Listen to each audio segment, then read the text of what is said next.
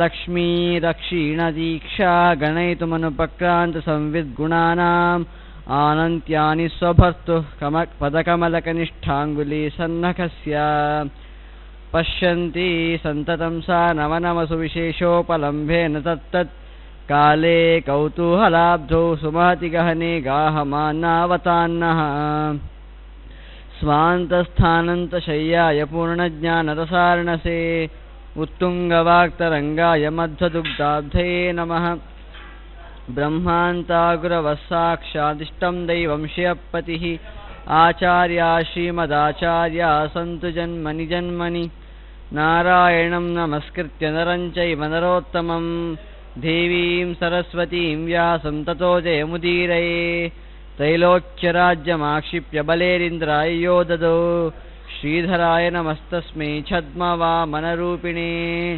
ಶ್ರೀಗುರುಭ್ಯೋ ನಮಃ ಹರಿ ಓಂ. ಅದ್ಯ ಕಥಾನುವಾದೇ ಸತಿ ಕಿಂಚಿತ್ ಪೂರ್ವಕಥಾನುವಾದಃ.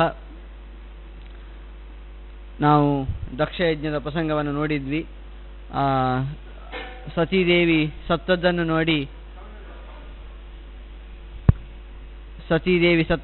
ನೋಡಿ ರುದ್ರನಿಗೆ ಬಹಳ ಸಿಟ್ಟು ಬಂದು ತನ್ನ ಗಣಗಳನ್ನು ಬಿಟ್ಟಾಗ ಆ ವೀರಭದ್ರನೇ ಮೊದಲಾದವರು ಯಜ್ಞ ಹತ್ರ ಬಂದು ಎಲ್ಲ ಯಮಾದಿ ತುಂಬಾ ದೇವತೆಗಳನ್ನು ಸೋಲಿಸಿ ಆನಂತರ ವೀರಭದ್ರನು ವಿಷ್ಣುವಿನ ಕೈಯಲ್ಲಿ ಪೆಟ್ಟು ತಿಂದಾಗ ಆನಂತರ ಸ್ವತಃ ರುದ್ರನೇ ಬಂದು ಅವನು ಅಲ್ಲಿ ಯಾರೆಲ್ಲ ಪುನಃ ದೇವತೆಗಳು ತನ್ನ ಕೆಲಸಕ್ಕೆ ಅಡ್ಡಿ ಮಾಡಿದ್ರು ಅವರನ್ನು ಕೂಡ ಸೋಲಿಸಿದ. ಆನಂತರ ಅವನ ರೂಪ ಯಾವ ರೀತಿಯಾಗಿತ್ತು ಅಂತ ಅಲ್ಲಿ ವರ್ಣಿಸ್ತಾರೆ. ಆನಂತರ ಅಲ್ಲಿಯೇ ಕಥೆ ಸಮಾಪ್ತಿ ಮಾಡ್ತಾರೆ. ಆನಂತರ ವಾಮನ ಪುರಾಣ ನರನಾರಾಯಣನ ಕಥೆಯನ್ನು ಹೇಳಲು ಪ್ರಾರಂಭಿಸುತ್ತದೆ. ಅಲ್ಲಿ ನರನಾರಾಯಣರು ಯಾರು ಕೇಳುವಾಗ ಯಮಧರ್ಮ ಇದಾನಲ್ವಾ, ಅವನಿಗೆ ಮೂರ್ತಿದೇವಿ ಅಂತ ದಕ್ಷನ ಮಗಳು ದಾಕ್ಷಾಯಿಣಿ ಅಂತ ಅವಳ ಹೆಸರು. ದಾಕ್ಷಾಯಿಣಿ ಅಂತ ನಾವು ಸತೀದೇವಿ ಕರೆಯುವುದು ನಾವು ನೋಡ್ತೇವೆ. ಅಷ್ಟೇ ಅಲ್ಲದೆ ಯಾರು ದಕ್ಷನ ಮಗಳು ಅವಳು ದಾಕ್ಷಾಯಿಣಿ. ಹಾಗಾಗಿ ಮೂರ್ತಿದೇವಿ ಕೂಡ ದಾಕ್ಷಾಯಿಣಿ ಅಂತ ವಾಮನ ಪುರಾಣ ಕರೀತದೆ. ಕರೆದು ಅವರಲ್ಲಿ 4 ಜನ ಹುಟ್ಟುತ್ತಾರೆ ಅಂತ ಯಾರೆಲ್ಲ ಕೇಳಿದರೆ ಹರಿ, ಕೃಷ್ಣ, ನರ, ನಾರಾಯಣ. ಅದರಲ್ಲಿ ವಿಶೇಷತಃ ಹರಿ, ಕೃಷ್ಣ, ನಾರಾಯಣ ಸಾಕ್ಷಾತ್ ನಾರಾಯಣನದ್ದೇ, ಯಾರು ಕ್ಷೀರಸಾಗರ ವಾಸಿಯಾಗಿದ್ದಾನೋ ಅವನದ್ದೇ ಅವತಾರ. ಇನ್ನು ನರ ಎನ್ನುವಂಥದ್ದು ವಿಶೇಷವಾಗಿ ಅದು ಶೇಷನ ಅವತಾರ, ವಿಶೇಷವಾಗಿ ನಾರಾಯಣನ ಆವೇಶ ಇದ್ದಂತಹ ಅವತಾರ. ಅಲ್ಲಿ ಹರಿಕೃಷ್ಣರು ಯೋಗದಲ್ಲಿ ತುಂಬ ಆಸಕ್ತರಾಗಿ ಅದನ್ನು ಮಾಡಿದರೆ, ಇನ್ನು ನಾರಾಯಣ ಮತ್ತು ನರರು ಬದರಿಕಾಶ್ರಮದಲ್ಲಿ ಅಲ್ಲಿ ಒಂದು ಬೆಟ್ಟದಲ್ಲಿ ತಪಸ್ಸು ಮಾಡ್ತಾರೆ. ಯಾವುದಕ್ಕಾಗಿ ಕೇಳಿದರೆ ಅವರ ಒಳಿತಿಗಾಗಿ ಅಲ್ಲ, ಜಗತ್ತಿನ ಕ್ಷೇಮಕ್ಕಾಗಿ ತಪಸ್ಸನ್ನು ಮಾಡ್ತಾರೆ ಅಂತ ವಾಮನ ಪುರಾಣ ಕರೀತದೆ. ಆಗ ಏನು ತಪಸ್ಸು ಮಾಡಲಿಕ್ಕೆ ಶುರು ಮಾಡಿದಾಗ ಏನು ಆಗ್ತದೆ ಅಂತ ಮುಂದೆ ಹೇಳ್ತಾರೆ. ಸಂಕ್ಷುಬ್ಧ ತಪಸಾತಾಭ್ಯಾಂ ಕ್ಷೋಭಣಾಯ ಶತಕ್ರತು ರಂಭಾದ್ಯಪ್ಸರಸಃ ಶ್ರೇಷ್ಠಾಃ ಪ್ರೇಷಯಸ್ಸ ಮಹಾಶ್ರಮಂ ಅಂತ. ಇಂದ್ರನಿಗೆ ಅವರು ತಪಸ್ಸು ಮಾಡುವಾಗ ಏನೋ ಇದೇ ಈ ಥರ ತಪಸ್ಸು ಮಾಡ್ತಾ ಇದ್ದಾರೆ ಅಂದರೆ ಅವನಿಗೇನೋ ಒಂದು ಆಚೆ ಈಚೆ ಆಯ್ತಂತೆ. ಆಗ ಆ ಇಂದ್ರ ರಂಭೆಯನ್ನು ಕಳಿಸ್ತಾನಂತೆ. ಅವನು ಮುಖ್ಯವಾಗಿ ಇಲ್ಲಿ ಕೂಡ ಇಂದ್ರನ ಕಥೆಯನ್ನು ಕೇಳುವಾಗ ತುಂಬ ಕಡೆ ಬರ್ತದೆ ನಮಗೆ. ವಿಶ್ವಾಮಿತ್ರ ತಪಸ್ಸಿಗೆ ಅಡ್ಡಿ ಮಾಡಿದ, ಅವರ ತಪಸ್ಸಿಗೆ ಅಡ್ಡು ಮಾಡಿದ ಅಂತ ತುಂಬ ಕಥೆಯಲ್ಲಿ ಇಂದ್ರ ತಪಸ್ಸಿಗೆ ಅಡ್ಡು ಮಾಡುವಂಥದ್ದು ತುಂಬ ಅವನು ಅದಕ್ಕೆ ಪ್ರಸಿದ್ಧ. ಅವನಿಗೆ ಅದೇ ಕೆಲಸ ಅಂತ ನಾವು ಅಂದ್ಕೊಂಡ್ರೆ ಅದು ನಮ್ಮ ತಪ್ಪು. ನಿಜವಾಗಿ ಅವನು ಯಾತಕ್ಕಾಗಿ ಆ ಥರ ಮಾಡ್ತಾನೆ ಕೇಳಿದರೆ, ಒಂದು ದೇವರ ಆಜ್ಞೆಯನ್ನು ಮಾಡಿರ್ತಾನೆ. ಏನೋ ಒಂದೆರಡು ಬಾರಿ ಅಜ್ಞಾನದಿಂದಲೂ ಮಾಡಿರಬಹುದು, ಆದರೆ ಮುಖ್ಯವಾಗಿ ಅವನು ದೇವರ ಆಜ್ಞೆಯನ್ನು ಮಾಡಿರುವಂಥದ್ದು ನಾವು ಹೆಚ್ಚು ಕಾಣುವಂಥದ್ದು. ಈ ರೀತಿಯಾಗಿ ಮಾಡಿ ಇಷ್ಟು ಕಷ್ಟ ಬಂದರೂ ಕೂಡ, ಇಷ್ಟು ಸಮಸ್ಯೆ ಬಂದರೂ ಕೂಡ ಅವನು ಯಾವ ರೀತಿಯಾಗಿ ಅಂದರೆ ಯಾರು ತಪಸ್ಸು ಮಾಡ್ತಾ ಇರ್ತಾರೋ ಅವರ ಏನು ಒಂದು ಮನಸ್ಸಿನ ಒಂದು ಗಟ್ಟಿತನ ಇದೆ ಅದನ್ನು ತೋರಿಸ್ಲಿಕ್ಕೋಸ್ಕರ ಇಂದ್ರ ಇಂತಹ ಕೆಲಸವನ್ನು ಮಾಡಿರ್ತಾನೆ. ಅದು ನಾವು ತುಂಬ ಪುರಾಣಗಳಲ್ಲಿ ಕಾಣಬಹುದು, ಇಲ್ಲಿ ಕೂಡ ನಾವು ಕಾಣಬಹುದು. ಇಲ್ಲಿ ಹೇಳುವಾಗ ಅವನು ಅಪ್ಸರೆಯರನ್ನೆಲ್ಲ ಕಳಿಸ್ತಾನಂತೆ. ಆಗ ಅವನೊಟ್ಟಿಗೆ ಯಾರೆಲ್ಲ ಹೋಗ್ತಾರೆ ಅಂತ ಹೇಳ್ತಾರೆ. ಕಂದರ್ಪಶ್ಚ ಸುದುರ್ಧರ್ಷ ಚೂತಾಂಕುರ ಮಹಾಯುಧ ಸಮಂ ಸಹಚರೇಣೈವ ವಸಂತೇನ ಆಶ್ರಮಂ ಗತಃ ಅಂತ. ಅವನಿಗ ಕಂದರ್ಪ, ಆ ಮನ್ಮಥ ಇದ್ದಾನಲ್ವ, ಕಂದರ್ಪ ಅಂತ ಹೇಳಿದರೆ ಆ ಮನ್ಮಥ ಅವನ ಆಯುಧ ಯಾವುದು ಕೇಳುವಾಗ ಚೂತವೇ ಮೊದಲಾದ ಹೂಗಳೇ ಅವನ ಆಯುಧ ಅಂತೆ. ಹಾಗಾಗಿ ಅಂತಹ ಮನ್ಮಥನೊಂದಿಗೆ ವಸಂತ ಕೂಡ ಹೋಗ್ತಾನಂತೆ. ವಸಂತ ಅಂತ ಹೇಳುವಾಗ ವಸಂತ ಋತುವಿಗೆ ಅಭಿಮಾನಿಯಾದವ, ಅಂದರೆ ಆ ಸಮಯದಲ್ಲಿ ಹೋಗ್ತಾನೆ ಅಂತ ನಾವು ಅರ್ಥ ಮಾಡ್ಕೊಳ್ಬೋದು, ವಸಂತ ಕಾಲದಲ್ಲಿ ಹೋಗ್ತಾನೆ ಅಂತ. ಅದಕ್ಕೆ ಅಭಿಮಾನಿಯಾದ ದೇವತೆಯೊಂದಿಗೆ ಆ ವಸಂತ ಕಾಲದಲ್ಲಿ ಮನ್ಮಥ ಕೂಡ ಆ ನರನಾರಾಯಣನ ಹತ್ರ ಹೋಗ್ತಾನಂತೆ. ಯಾರೊಟ್ಟಿಗೆ? ಅಪ್ಸರೆಯರೊಂದಿಗೆ. ಅಲ್ಲಿ ಹೋದಾಗ ಏನು ಆಗ್ತದೆ ಅಂತ ಹೇಳ್ತಾರೆ, ತತಃ ಮಾಧವ ಕಂದರ್ಪೌ ತಾಹ ಚೈವ ಅಪ್ಸರಸಃ ವರಾಹ ಬದರಿಯಾಶ್ರಮ ಮಾನಮ್ಯ ವಿಚಿಕ್ರೀಡು ಯಥೇಚ್ಛಯ ಅಂತ. ಮುಖ್ಯವಾಗಿ ಯಾತಕ್ಕಾಗಿ ಹೋದದ್ದು ಕೇಳಿದರೆ, ಆ ಅಪ್ಸರೆಯರು ಇವರಿಗೆ ಪ್ರಲೋಭೆಯನ್ನು ಉಂಟು ಮಾಡಲಿ, ನರನಾರಾಯಣರಿಗೆ ಪ್ರಲೋಭೆಯನ್ನು ಉಂಟು ಮಾಡಿ ತಪಸ್ಸನ್ನು ನಿಲ್ಲಿಸಲಿ ಅಂತ ಎನ್ನುವ ಕಾರಣಕ್ಕೆ ಹೋದದ್ದು. ಅದಕ್ಕೆ ಯಾರ ಸಹಾಯ ಬೇಕು? ಮನ್ಮಥನ ಸಹಾಯ ಬೇಕು. ಮನ್ಮಥ ಆ ರೀತಿಯಾಗಿ ಮನಸ್ಸಿನೊಳಗೆ ಹೋಗಿ ಕೆಲಸ ಮಾಡಿದಾಗ ಆಗ ಅವರು ಪ್ರಲೋಭೆ ಒಳಗಾಗ್ತಾರೆ. ಅಷ್ಟೇ ಅಲ್ಲದೆ ವಸಂತ ಋತು, ಆ ವಸಂತ ಋತು ಮನ್ಮಥನ ಒಂದು ಪೀಡೆಯನ್ನು ಒಳ್ಳೆ ಪ್ರಚೋದಿಸ್ತದೆ. ಅಂತಹ ಸಮಯದಲ್ಲಿ ಹೋದರು. ಆಗ ಅಲ್ಲಿ ಪುನಃ ವಸಂತ ಹೋಗಿದ್ದಾನಲ್ವಾ, ಹಾಗಾಗಿ ಯಾವ ರೀತಿಯಾಗಿ ಆ ಪರಿಸರ ಶೋಭಿಸಿತು ಅಂತ ಹೇಳ್ತಾರೆ. ವಸಂತ ಹೋಗಿರೋದ್ರಿಂದ ವಸಂತ ಋತು ಅಲ್ವಾ, ಹಾಗಾಗಿ ಆ ಪರಿಸರ ಯಾವ ರೀತಿಯಾಗಿ ಶೋಭಿಸ್ತು ಅಂತ ಇಲ್ಲಿ ಹೇಳ್ತಾರೆ. ತಥೋ ವಸಂತೆ ಸಂಪ್ರಾಪ್ತೆ ಕಿಂಶುಕಾಃ ಜ್ವಲನ ಪ್ರಭಾಃ ನಿಷ್ಪತ್ರಾಃ ಸತತಂ ರೇಜುಃ ಶೋಭಯಂತಹ ಧರಾತಳಂ ಅಂತ. ಆನಂತರ ಹಿಂದೆ ಆ ಸೆಕೆಗೆ, ಅಂದರೆ ಶಿಶಿರ ಋತು ಇತ್ತಲ್ವಾ, ಆ ಶಿಶಿರ ಋತುಗೆ ಅಂದರೆ ಚಳಿಗಾಲ, ಆ ಚಳಿಗಾಲಕ್ಕೆ ಎಲ್ಲ ಪತ್ರಗಳೆಲ್ಲ ಬಿದ್ದಿರ್ತವೆ. ಹಾಗಾಗಿ ಆ ಪತ್ರಗಳೆಲ್ಲ ಬಿದ್ದಿದ್ದಾವೆ. ಆಗ ಪ್ರಭೆಯೆಲ್ಲ ಕಳ್ಕೊಂಡಿವೆ, ಮರಗಳೆಲ್ಲ ತನ್ನ ಪ್ರಭೆಯನ್ನೇ ಕಳ್ಕೊಂಡಿವೆ, ಪತ್ರಗಳೇ ಇಲ್ಲ ಅಲ್ವಾ, ಹಾಗಾಗಿ ತಮ್ಮೆಲ್ಲ ಪ್ರಭೆಯನ್ನೇ ಕಳ್ಕೊಂಡಿವೆ. ಹಾಗಿರುವಾಗ ಏನು ಮಾಡಬೇಕು ಅಂತ ನೋಡುವಾಗ ಅದಕ್ಕೆ ಆ ವಸಂತ ಕಾಲದಲ್ಲಿ ಏನಾಗ್ತದೆ ಕೇಳಿದರೆ ಆ ಪತ್ರಗಳೆಲ್ಲ ಪುನಃ ಹುಡ್ತಾವಂತೆ. ಆಗ ಆ ಪತ್ರಗಳು ಹುಟ್ಟಿದ ಕಾರಣದಿಂದ ಆ ಎಲ್ಲ ಶೋಭಿಸ್ತಾವಂತೆ, ಆ ಮರಗಳೆಲ್ಲ ಶೋಭಿಸ್ತಾವಂತೆ. ಅದನ್ನು ಹೇಳ್ತಾರೆ ಇಲ್ಲಿ. ಅಷ್ಟೇ ಹೇಳ್ತಾರೆ, ಮೃಗವೃಂದಾಹ ಪಿಂಜರಿತಾಹ ರಾಜಂತೆ ಗಹನೇವನೆ ಪುಲಕಾಭಿವೃತಾಹ ಯದ್ವತ್ ಸಜ್ಜನಾಹ ಸುಹೃದಾಗಮೇ. ಇನ್ನು ಮೃಗವೃಂದಾಹ, ಮೃಗಗಳ ಒಂದು ಜಿಂಕೆಯಾದಿಗಳ ಮೃಗಗಳ ಸಮೂಹವೇ ತುಂಬ ರಾಜಿಸ್ತಾವಂತೆ, ಆ ಪರಿಸರದಲ್ಲಿ ಬದರಿಕಾಶ್ರಮದಲ್ಲಿ ರಾಜಿಸ್ತಾವಂತೆ. ಅವುಗಳೆಲ್ಲ ಪುಲಕಿತರಾಗ್ತಾವಂತೆ.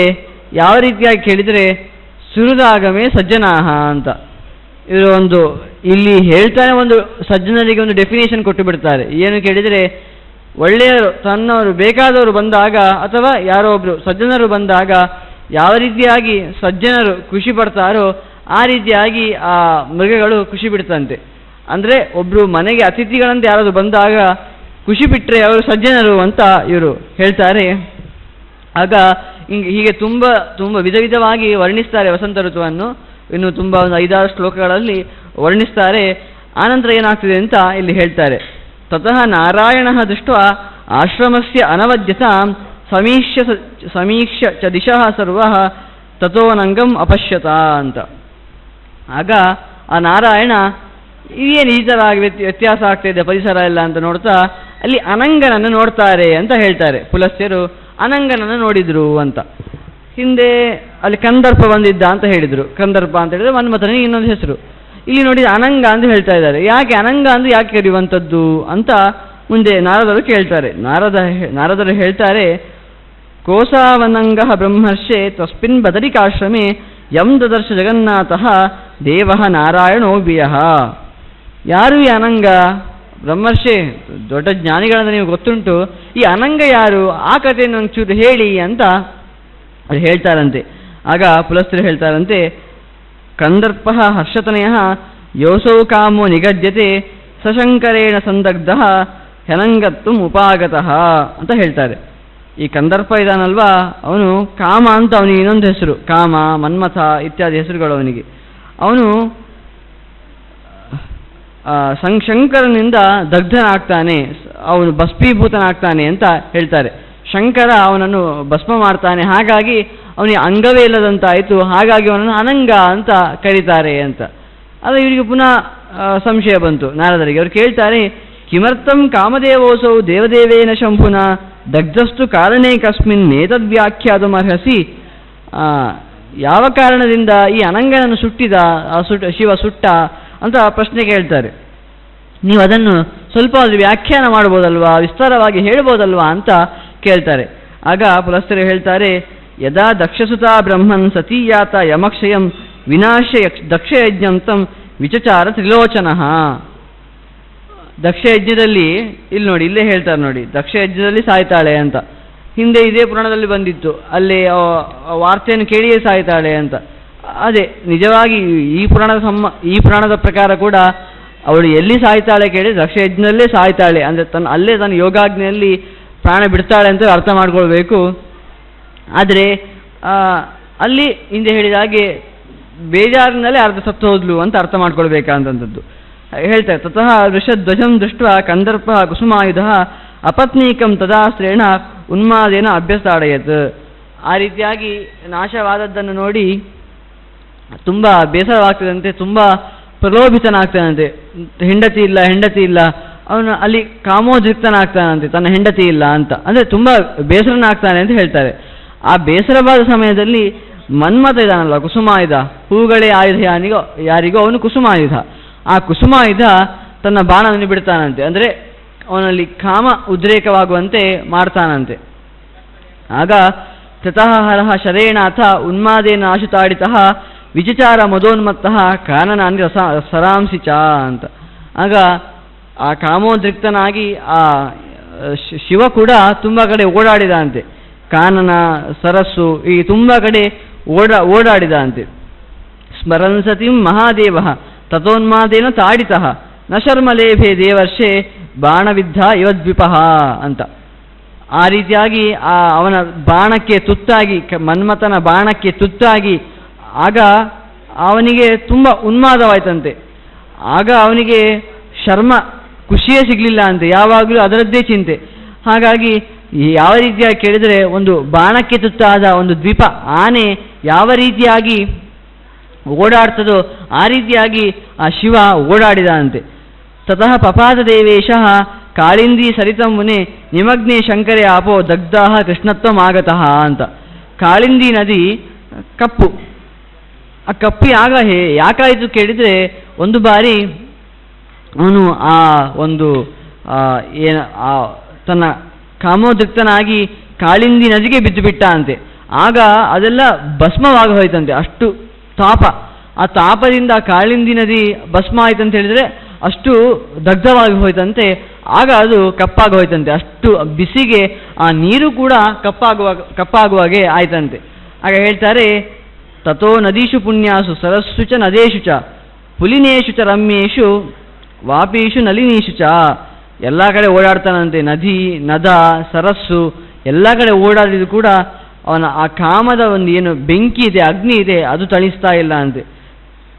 ಹೇಳ್ತಾರೆ, ತ್ಯಾತ್ವಾ ಕ್ಷಣಂ ಪ್ರಸ್ವಪಿತಿ ಕ್ಷಣಂ ಸ್ವಪ್ನಾಯತೆ ಹರಃ ಸ್ವಪ್ನೆ ತಥೇದಂ ಗದತಿ ತಾಂ ದೃಷ್ಟ್ವಾ ದಕ್ಷಕನ್ಯಕಾಂ ಕ್ಷಣಂ ಗಾಯತಿ ದೇವಸ್ಯೆ ಕ್ಷಣಂ ರೋದಿತಿ ಶಂಕರಃ ಕ್ಷಣಂ ಧ್ಯಾಯತಿ ತನ್ವಂಗೀಂ ದಕ್ಷಕನ್ಯಾ ಮನೋರಮಾಂ.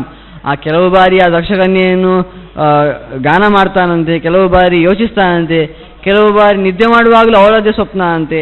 ಇನ್ನು ಏನಾದರೂ ಕೂಡ ಅವಳ ನೆನಪು ಹೋಗ್ತಾ ಇಲ್ಲ ಅಂತೆ. ಅವನು ಹೇಳ್ತಾನಂತೆ, ನಿರ್ಘೃಣೆ ತಿಷ್ಟ ಕಿಂ ಮೂಢೆ ತ್ಯಜಸೆ ಮಾಂ ಅನಿಂದಿತೆ ಮುಗ್ಧೇ ತ್ವಯಾ ವಿರಹಿತಃ ದಗ್ಧೋಸ್ಮಿ ಮದನಾಗ್ನಿನ. ಈ ಮದನ ಎಂಬ ಅಗ್ನಿಯಿಂದ, ಕಾಮ ಎಂಬ ಅಗ್ನಿಯಿಂದ ನಾನು ಸುಟ್ಟೋಗ್ತಾ ಇದ್ದೇನೆ. ನಿರ್ಘೃಣೆ, ನಿಮಗೆ ದಯೇ ಇಲ್ಲ ಅಲ್ವಾ, ಏನು ನೀನಿಗೆ ಮಾಡಿಬಿಟ್ಟು, ಯಾಕೆ ನನ್ನನ್ನು ಬಿಟ್ಟು ಬಿಟ್ಟೆ. ಅನಿಂದಿತೆ, ನಿನಗೆ ಯಾವುದೇ ದೋಷ ಇರಲಿಲ್ಲ, ನೀನು ಅನಿಂದಿತಳಾಗಿದ್ದಿ ಎಲ್ಲರಿಂದ, ಆದರೂ ಕೂಡ ನೀನನ್ನು ಬಿಟ್ಟು ಹೋಗಿಬಿಟ್ಟಿ ಅಲ್ವಾ ಅಂತ ಕೇಳ್ತಾನಂತೆ. ಶ್ರೂಯಸೆ ದೃಶ್ಯತೆ ನಿತ್ಯಂ ಸ್ಪೃಶ್ಯಸೆ ವದ್ಯಸೆ ಪ್ರಿಯೆ ಆಲಿಂಗ್ಯಸೆ ಚ ಸತತಂ ಕಿಮರ್ಥಂ ನಾಭಿಭಾಷಸೆ. ನೀನು ನನ್ನನ್ನು ಆಲಿಂಗಿಸ್ತಾ ಇದ್ದಿ, ನನ್ನ ಹತ್ರ ಒಳ್ಳೆ ಮಾತಾಡ್ತಾ ಇದ್ದಿ, ನನ್ನನ್ನು ವಂದಿಸ್ತಾ ಇದ್ದಿ, ನನ್ನನ್ನೇ ನೋಡ್ತಾ ಇದ್ದಿ, ಈಗ ಯಾಕೆ ನೀನು ನನ್ನನ್ನು ಮಾತಾಡ್ತಾ ಇಲ್ಲ, ಯಾಕೆ ನನ್ನ ನೋಡ್ತಾ ಇಲ್ಲ ಅಂತ ಕೇಳ್ತಾನಂತೆ. ತಯೋಕ್ತಾನಿ ವಚಾಂಸೇಮಂ ಪೂರ್ವಂ ಮಮ ಕೃಶೋದರಿ ವಿನಾ ತ್ವಯಾ ನ ಜೀವೇಯಂ ತದ್ ಅಸತ್ಯಂ ತ್ವಯಾ ಕೃತಂ. ನೀನು ಏನೇನೋ ಹೇಳಿದ್ದಿ ಹಿಂದೆ, ನಿನ್ನನ್ನು ಬಿಟ್ಟರೆ ನಾನು ಜೀವನವೇ ಮಾಡುವುದಿಲ್ಲ, ನೀನನ್ನೇ ನನಗೆ ಬಹಳ ಇಷ್ಟ ಅಂತ ಹೇಳಿದ್ದಿ, ಕೃಶೋದರಿ ಒಳ್ಳೆಯ ನಡು ಇದ್ದವಳೇ ನೀನು ಇದು ಎಂತೆಲ್ಲ ಹೇಳಿದ್ಯೋ ಅದೆಲ್ಲ ಸುಳ್ಳು ಅಂತ ಹೇಳ್ತಾನಂತೆ. ಏಹಿ ಕಾಮಸಂತಪ್ತಂ ಪರಿಶ್ವಜ ಸುಲೋಚನೆ ನಾಣ್ಯತ ನಶ್ಯತೆ ತಾಪಃ ಸತ್ಯೇನಾಪಿ ಶಪೇ ಪ್ರಿಯೇ ಅಂತ ಹೇಳ್ತಾನಂತೆ. ನೀನು ನನ್ನ ಹತ್ರ ಬರಲೇಬೇಕು, ನನ್ನನ್ನು ಆಲಿಂಗಿಸಲೇಬೇಕು, ಇಲ್ಲಾಂದರೆ ನನ್ನ ತಾಪ ಏನಿದೆ ಅದು ನಾಶವಾಗುವುದಿಲ್ಲ ಅಂತ ಇಷ್ಟರಲ್ಲೇ ಓಡಾಡ್ತಾ ಇರ್ತಾನಂತೆ.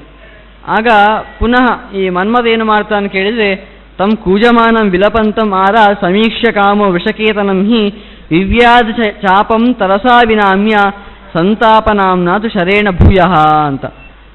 ಆಗ ಅವನು ಇಲ್ಲೇ ಅರ್ಧ ಕಾಮೋದ್ರಿಕ್ತನಾಗಿದ್ದಾನೆ. ಪುನಃ ಸಂತಾಪ ಎಂಬ ಒಂದು ಬಾಣವನ್ನು ಅವನು ಬಿಡ್ತಾನಂತೆ.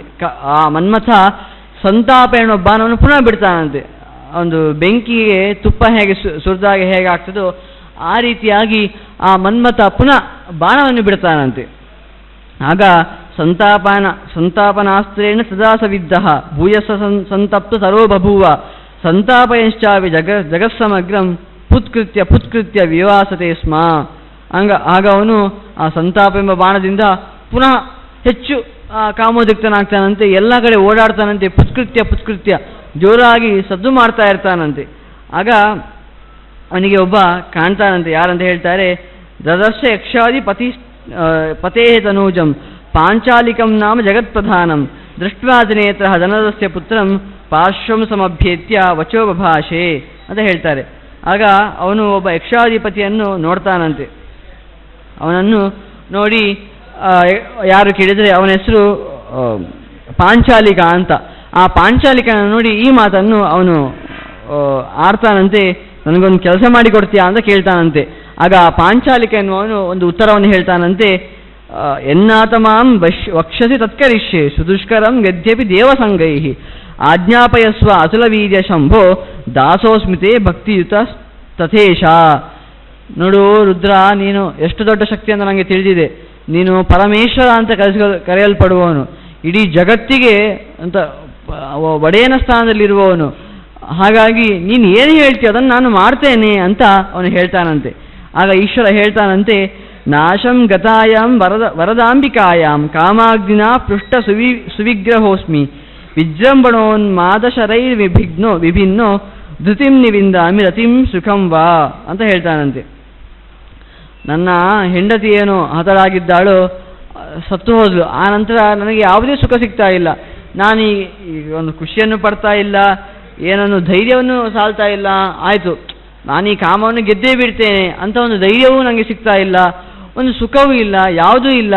ನನ್ನನ್ನು ರಕ್ಷಣೆ ನನಗೆ ಯಾವುದರಲ್ಲೂ ಒಂದು ಒಂದು ಒಂದು ಯಾವ ಅದಕ್ಕೆ ಒಂದು ಉತ್ತರವೇ ಸಿಗ್ತಾ ಇಲ್ಲ ಅಂತ ಅವನು ಹೇಳ್ತಾನಂತೆ ಆ ರುದ್ರ. ಆಗ ಅವನು ಹೇಳ್ತಾನಂತೆ, ಪಾಂಚಾಲಿಕ ಏನು ಮಾಡ್ತಾನೆ ಕೇಳಿದರೆ, ಇತ್ಯೇವ ಮುಕ್ತಃ ವೃಷಭಧ್ವಜೇನ ಯಕ್ಷಪತೀಚ್ಛನ್ ಸ ವಿಜೃಂಭಣಾದಿನ್ ತೋಷಂ ಜಗಾಮ ಶತಶೂಲಿ ತುಷ್ಟಾದ ಏವಂ ವಚನಂ ಬಭಾಷೆ ಅಂತ. ಆಗ ಅವನು ಪಾಂಚಾಲಿಕ ಹೇಳ್ತಾನಂತೆ, ಆಯಿತು, ನಿನಗೇನು ಒಂದು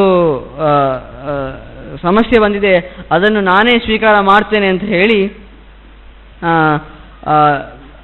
ಅವನನ್ನು ಏನು ಒಂದು ಕಷ್ಟಪಡ್ತಾ ಇದ್ನೋ ಆ ಶಿವನನ್ನು ಅದರಿಂದ ತಣಿಸ್ತಾನಂತೆ.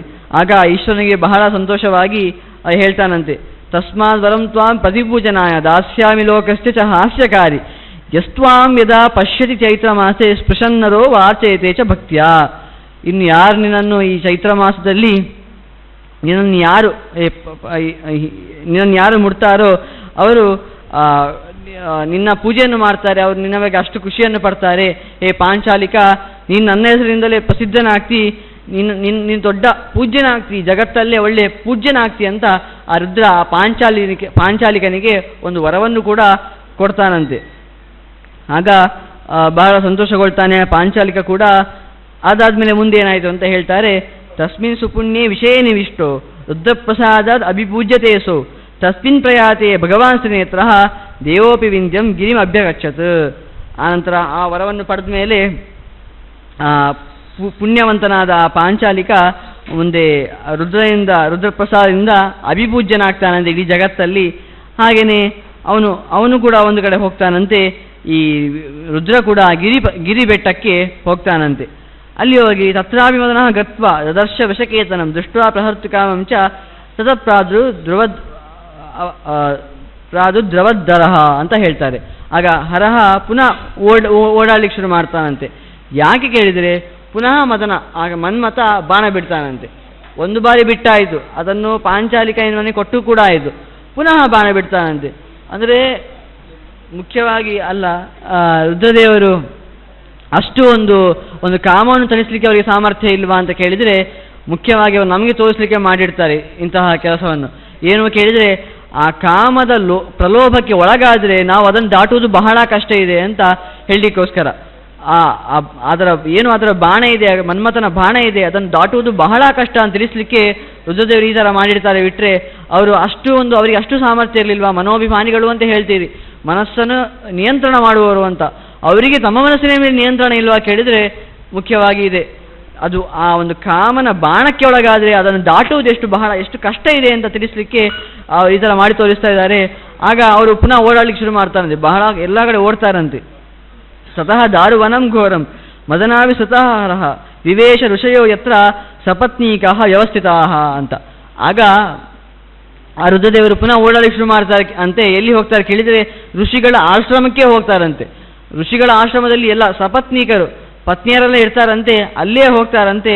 ಅಲ್ಲಿ ಹೋಗಿ ಅವರು ಏನು ಮಾಡ್ತಾರೆ ಕೇಳಿದರೆ, ತೇಚಾ ಋಷೇಶ್ವರವೇ ದೃಷ್ಟ್ವಾ ಮೂರ್ಧ್ನಾ ನಥಾಭವನ್ ತತಸ್ತಾನ್ ಪ್ರಾಹ ಭಗವಾನ್ ಭಿಕ್ಷಾಮೇ ಪ್ರತಿದೀಯತಾಂ ತತಸ್ತೆ ಮೌನಿತಸ್ತಸ್ತು ಸರ್ವ ಏವ ಮಹಾಶಯಃ ತದಾಶ್ರಮಾಣಿ ಸರ್ವಾಣಿ ಪರಿಚಕ್ರಾಮ ನಾರದ ಅಂತ.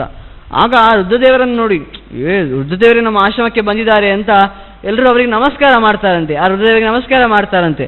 ಆಗ ಇವ್ರು ಕೇಳ್ತಾರೆ, ನನಗೆ ಭಿಕ್ಷೆ ಕೊಡಿ ಅಂತ. ಆಗ ಅವ್ರು ಏನು ಮಾಡ್ಲಿಕ್ಕೆ ಸಾಧ್ಯ ಇಲ್ಲ, ಭಿಕ್ಷೆ ಹೇಗೆ ಕೊಡುವುದು? ಅವರಿಗೆ ಯಾವುದರ ಭಿಕ್ಷೆ ಬೇಕೀಗ? ಅವರು ಕಾಮೋದ್ರಿಕ್ತರಾಗಿದ್ದಾರೆ, ಭಿಕ್ಷೆ ಕೊಡು ಅಂತ ಹೇಳಿದ್ರೆ ಏನಂತ ಭಿಕ್ಷೆ ಕೊಡುವಂಥದ್ದು? ಹಾಗಾಗಿ ಅವರು ಸುಮ್ಮನೆ ಮೌನಿತರಾದ್ರಂತೆ, ಸುಮ್ಮನೆ ಕುತ್ಕೊಂಡ್ರಂತೆ. ಆಗ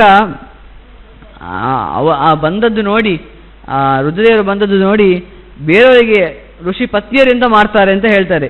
ತಂ ಪ್ರವಿಷ್ಟಂ ತದಾ ದೃಷ್ಟ್ವಾ ಭಾರ್ಗವಾತ್ರೇ ಯೋಷಿತಃ ಪ್ರಕ್ಷೋಭಂ ಅಗಮನ್ ಸರ್ವಾಃ ಹೀನಸತ್ವಾಃ ಸಮಂತತಃ ಋತೆ ತರುಂದಥೀ ಮೇಕಾಂ ಅನಸೂಯಾಂ ಚ ಭಾಮಿನಿ ಏತಾಭ್ಯಾಂ ಭರ್ತೃಪೂಜಾಸು ತಚ್ಚಿಂತ ಸ್ಥಿತಂ ಮನಃ ಅಂತ. ಆಗ ಅವರದ್ದು ರುದ್ರದೇವರು ಬಂದದ್ದು ನೋಡಿ ಈ ಋಷಿಗಳ ಪತ್ನಿಯರಿಗೆ ಮನಸ್ಸು ಪ್ರಲೋಭನೆಗೊಳ್ಳಿದಂತೆ. ಅವರು ಕೂಡ ರುದ್ರನ ಹಿಂದೆ ಓಡಾಡ್ತಾರಂತೆ, ಆ ಇಬ್ಬರನ್ನು ಬಿಟ್ಟು ಅಂತ ಹೇಳ್ತಾರೆ. ಅಂದರೆ ದೊಡ್ಡ ಇಬ್ಬರು ಪತಿವ್ರತೆಯರು ಯಾರು ಕೇಳಿದರೆ ಅರುಂಧತಿ ಮತ್ತೆ ಅನಸೂಯರು. ನಾವು ಇಂದು ಕೂಡ ಒಂದು ಮದುವೆಯ ಪ್ರಸಂಗದಲ್ಲಿ ಅರುಂಧತಿ ನಕ್ಷತ್ರ ಅಂತ ತೋರಿಸ್ತೇವೆ, ನಾವು ಮಧ್ಯಾಹ್ನ ತೋರಿಸ್ತೇವೆ. ಎಂಥ ನಕ್ಷತ್ರ ಕಾಣ್ತದೆ ಅವರೇ ನೋಡಿದವರೇ ಹೇಳಬೇಕು, ಆದರೆ ಅದು ನಿಜವಾಗಿ ತೋರಿಸಲಿಕ್ಕಿರುವಂಥದ್ದು ರಾತ್ರಿ ಸಮಯದಲ್ಲಿ ಅರುಂಧತಿ ನಕ್ಷತ್ರವನ್ನು. ಅರುಂಧತಿ ದೊಡ್ಡ ಪತಿವ್ರತೆ, ರುದ್ರ ಬಂದರೂ ಕೂಡ ಆ ರುದ್ರ ಅವನದ್ದು ಬಹಳ ಸ್ಪೃದ್ರೂಪಿ. ಆ ರುದ್ರ ದೊಡ್ಡ ಸ್ಪೃದ್ರೂಪಿ, ತುಂಬ ಒಳ್ಳೆಯ ಕಾಂತಿಯುಳ್ಳವ.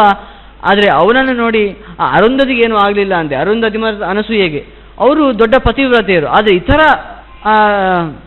ಋಷಿ ಪತಿಯರು ಅವನ ಹಿಂದೆ ಓಡಿದ್ರಂತೆ, ಅವರಿಗೆ ಸ್ವಲ್ಪ ಮನಸ್ಸು ಪ್ರಕ್ಷೋಭಗೊಳ್ಳಿತಂತೆ. ಅವರು ರುದ್ರ ಬಂದಿದ್ದಾನಲ್ವ, ಅವನ ಹಿಂದೆ ಓಡಿದ್ರಂತೆ. ಆಗ ತ್ಯಕ್ತವಾಶ್ರಮಾಣಿ ಶೂನ್ಯಾನಿ ಸ್ವಾನಿತಾ ಮುನಿಯೋಷಿತಃ ಅನುಜಗ್ಮುರ್ ಯಥಾ ಮತ್ತು ಕರಿಣ್ಯ ಇವ ಕಂಜರಂ. ಯಾವ ರೀತಿಯಾಗಿ ಒಂದು ಕರಿ ಆನೆ, ಒಂದು ಆನೆಯ ಹೆಂಡತಿ ಹೇಗೆ ಒಂದು ಕರೇಣು ಅಂತ ಹೇಳ್ತಾರೆ, ಹೇಗೆ ಒಂದು ಕರೇಣು ಒಂದು ಆನೆಯ ಹೆಂಡತಿ ಹೇಗೆ ಆನೆಯನ್ನು ಹಿಂಬಾಲಿಸೋದು, ಅದೇ ರೀತಿಯಾಗಿ ಆ ಯೋಷಿತ್ಗಳೆಲ್ಲ ಮುನಿಗಳ ಹೆಂಡತಿಯರೆಲ್ಲ ಆ ರುದ್ರನನ್ನು ಹಿಂಬಾಲಿಸ್ತಾರಂತೆ. ಆಗ ತತಸ್ತು ಋಷಯ ದೃಷ್ಟ ಭಾರ್ಗವಾಂಗಿ ರಸೋ ಮುನಿ ಕ್ರೋಧಾನ್ವಿತ ಭುವನ್ ಸರ್ವೇ ಲಿಂಗೋಸ್ಯ ಪತತಾಂ ಭುವಿ ಅಂತ. ಆಗ ಋಷಿಗಳಿಗೆ ಭಯಂಕರ ಸಿಟ್ಟು ಬರ್ತದಂತೆ. ಅದ್ರಲ್ಲಿ ನಿನಗೆ ಎಂಥದ್ದು ಸ್ವಲ್ಪ ಈ ಥರ ಮಾಡ್ಬೋದಾ ನೀನು? ಯಾಕೆ ಈ ಥರ ಮಾಡ್ತಾ ಇದ್ದೀನಿ? ನೀನು ಇಲ್ಲಿ ಕಡೆ ಎಲ್ಲ ಬರಲೇಬಾರ್ದಿತ್ತು, ಋಷಿಗಳ ಆಶ್ರಮಕ್ಕೆ ಯಾಕೆ ಬಂದಿ ನೀನು? ಈ ರೀತಿಯಾಗಿ ಬಂದಿಯಲ್ವಾ, ನೀನು ಲಿಂಗವಾಗಿ ಬಿದ್ದು ಬಿಡು, ಲಿಂಗವಾಗಿ ನೀನು ಭೂಮಿಯಲ್ಲೇ ಬಿದ್ದು ಬಿಡು ಅಂತ ಶಾಪ ಕೊಟ್ಟು ಬಿಡ್ತಾರಂತೆ. ಆಗ ತದಪಪಾದೇವಸ್ಯ ಲಿಂಗಂ ಪೃಥ್ವೀಂ ನಿರ್ಧಾರಯನ್ ಅಂತರ್ಧಾನಂ ಜಗಾಮಾಥ ತ್ರಿಶೂಲಿ ನೀಲಲೋಹಿತ ಅಂತ ಹೇಳ್ತಾರೆ. ಆಗ ಒಂದು ಕಪ್ಪು ಬಣ್ಣ ಉಳ್ಳವನಾಗಿ ಅವನು ಭೂಮಿಯಲ್ಲಿ ಲಿಂಗ ರೂಪದಲ್ಲಿ ಬಂದು ಬೀಳ್ತಾನಂತೆ ಆ ರುದ್ರ. ಆಗ ತತಸ್ಸ ಪತಿತೋ ಲಿಂಗ ವಿಭಿದ್ಯ ವಸುಧಾತಳಂ ರಸಾತಳಂ ವಿವೇಶಾಶು ಬ್ರಹ್ಮಾಂಡಂ ಚ ಊರ್ಧ್ವತೋ ಅಭಿನತ್ ಅಂತ ಹೇಳ್ತಾರೆ. ಆಗ ಆ ಲಿಂಗ ಏನು ಪಾತಾಳ ಅಂತಿದೆಯೋ ಅದಕ್ಕಿಂತ ಕೆಳಗೆ ಹೋದಾಗ ಆಯ್ತಂತೆ. ಇನ್ನು ಏನು ನಾವು ಮೇಲೆ ದೊಡ್ಡ ಬ್ರಹ್ಮಾಂಡ ಅಂತ ಏನು ಹೇಳ್ತೇವೋ, ದೊಡ್ಡ ಬ್ರಹ್ಮಾಂಡ ಅಂತ ಹೇಳಿದರೆ ಅದರಲ್ಲಿ ಇಡೀ ಜಗತ್ತು ಸೇರಿಬಿಡ್ತದೆ. ಅದಕ್ಕಿಂತ ಮೇಲೆ ಹೋದಾಗ ಆಯ್ತಂತೆ. ಆಗ ಬ್ರಹ್ಮದೇವರು ಇದನ್ನು ನೋಡ್ತಾರಂತೆ, ಏನು ಈ ರೀತಿಯಾಗೆಲ್ಲ ಆಗ್ತಾ ಇದೆ, ಆ ರೀತಿಯಾಗೆಲ್ಲ ಹೋದರೆ ಆಗ ನಮಗೆ ಆ ಭೂಮಿಯ ಒಂದು ಏನು ಚಲನೆ ಇದೆ ಅದಕ್ಕೆ ಸಮಸ್ಯೆ ಬಂದಾಗ ಆಗ್ತದೆ. ಹಾಗಾಗಿ ಆ ಸಂಕ್ಷುಬ್ಧನ್ ಭುವನಾನ್ ದೃಷ್ಟ ಭೂರ್ಲೋಕಾದೀನ್ ಪಿತಾಮಹ ಜಗಾಮ ಮಾಧವಂ ದೃಷ್ಟ ಕ್ಷೀರೋದಂ ನಾಮಸಾಗರಂ ಅಂತ.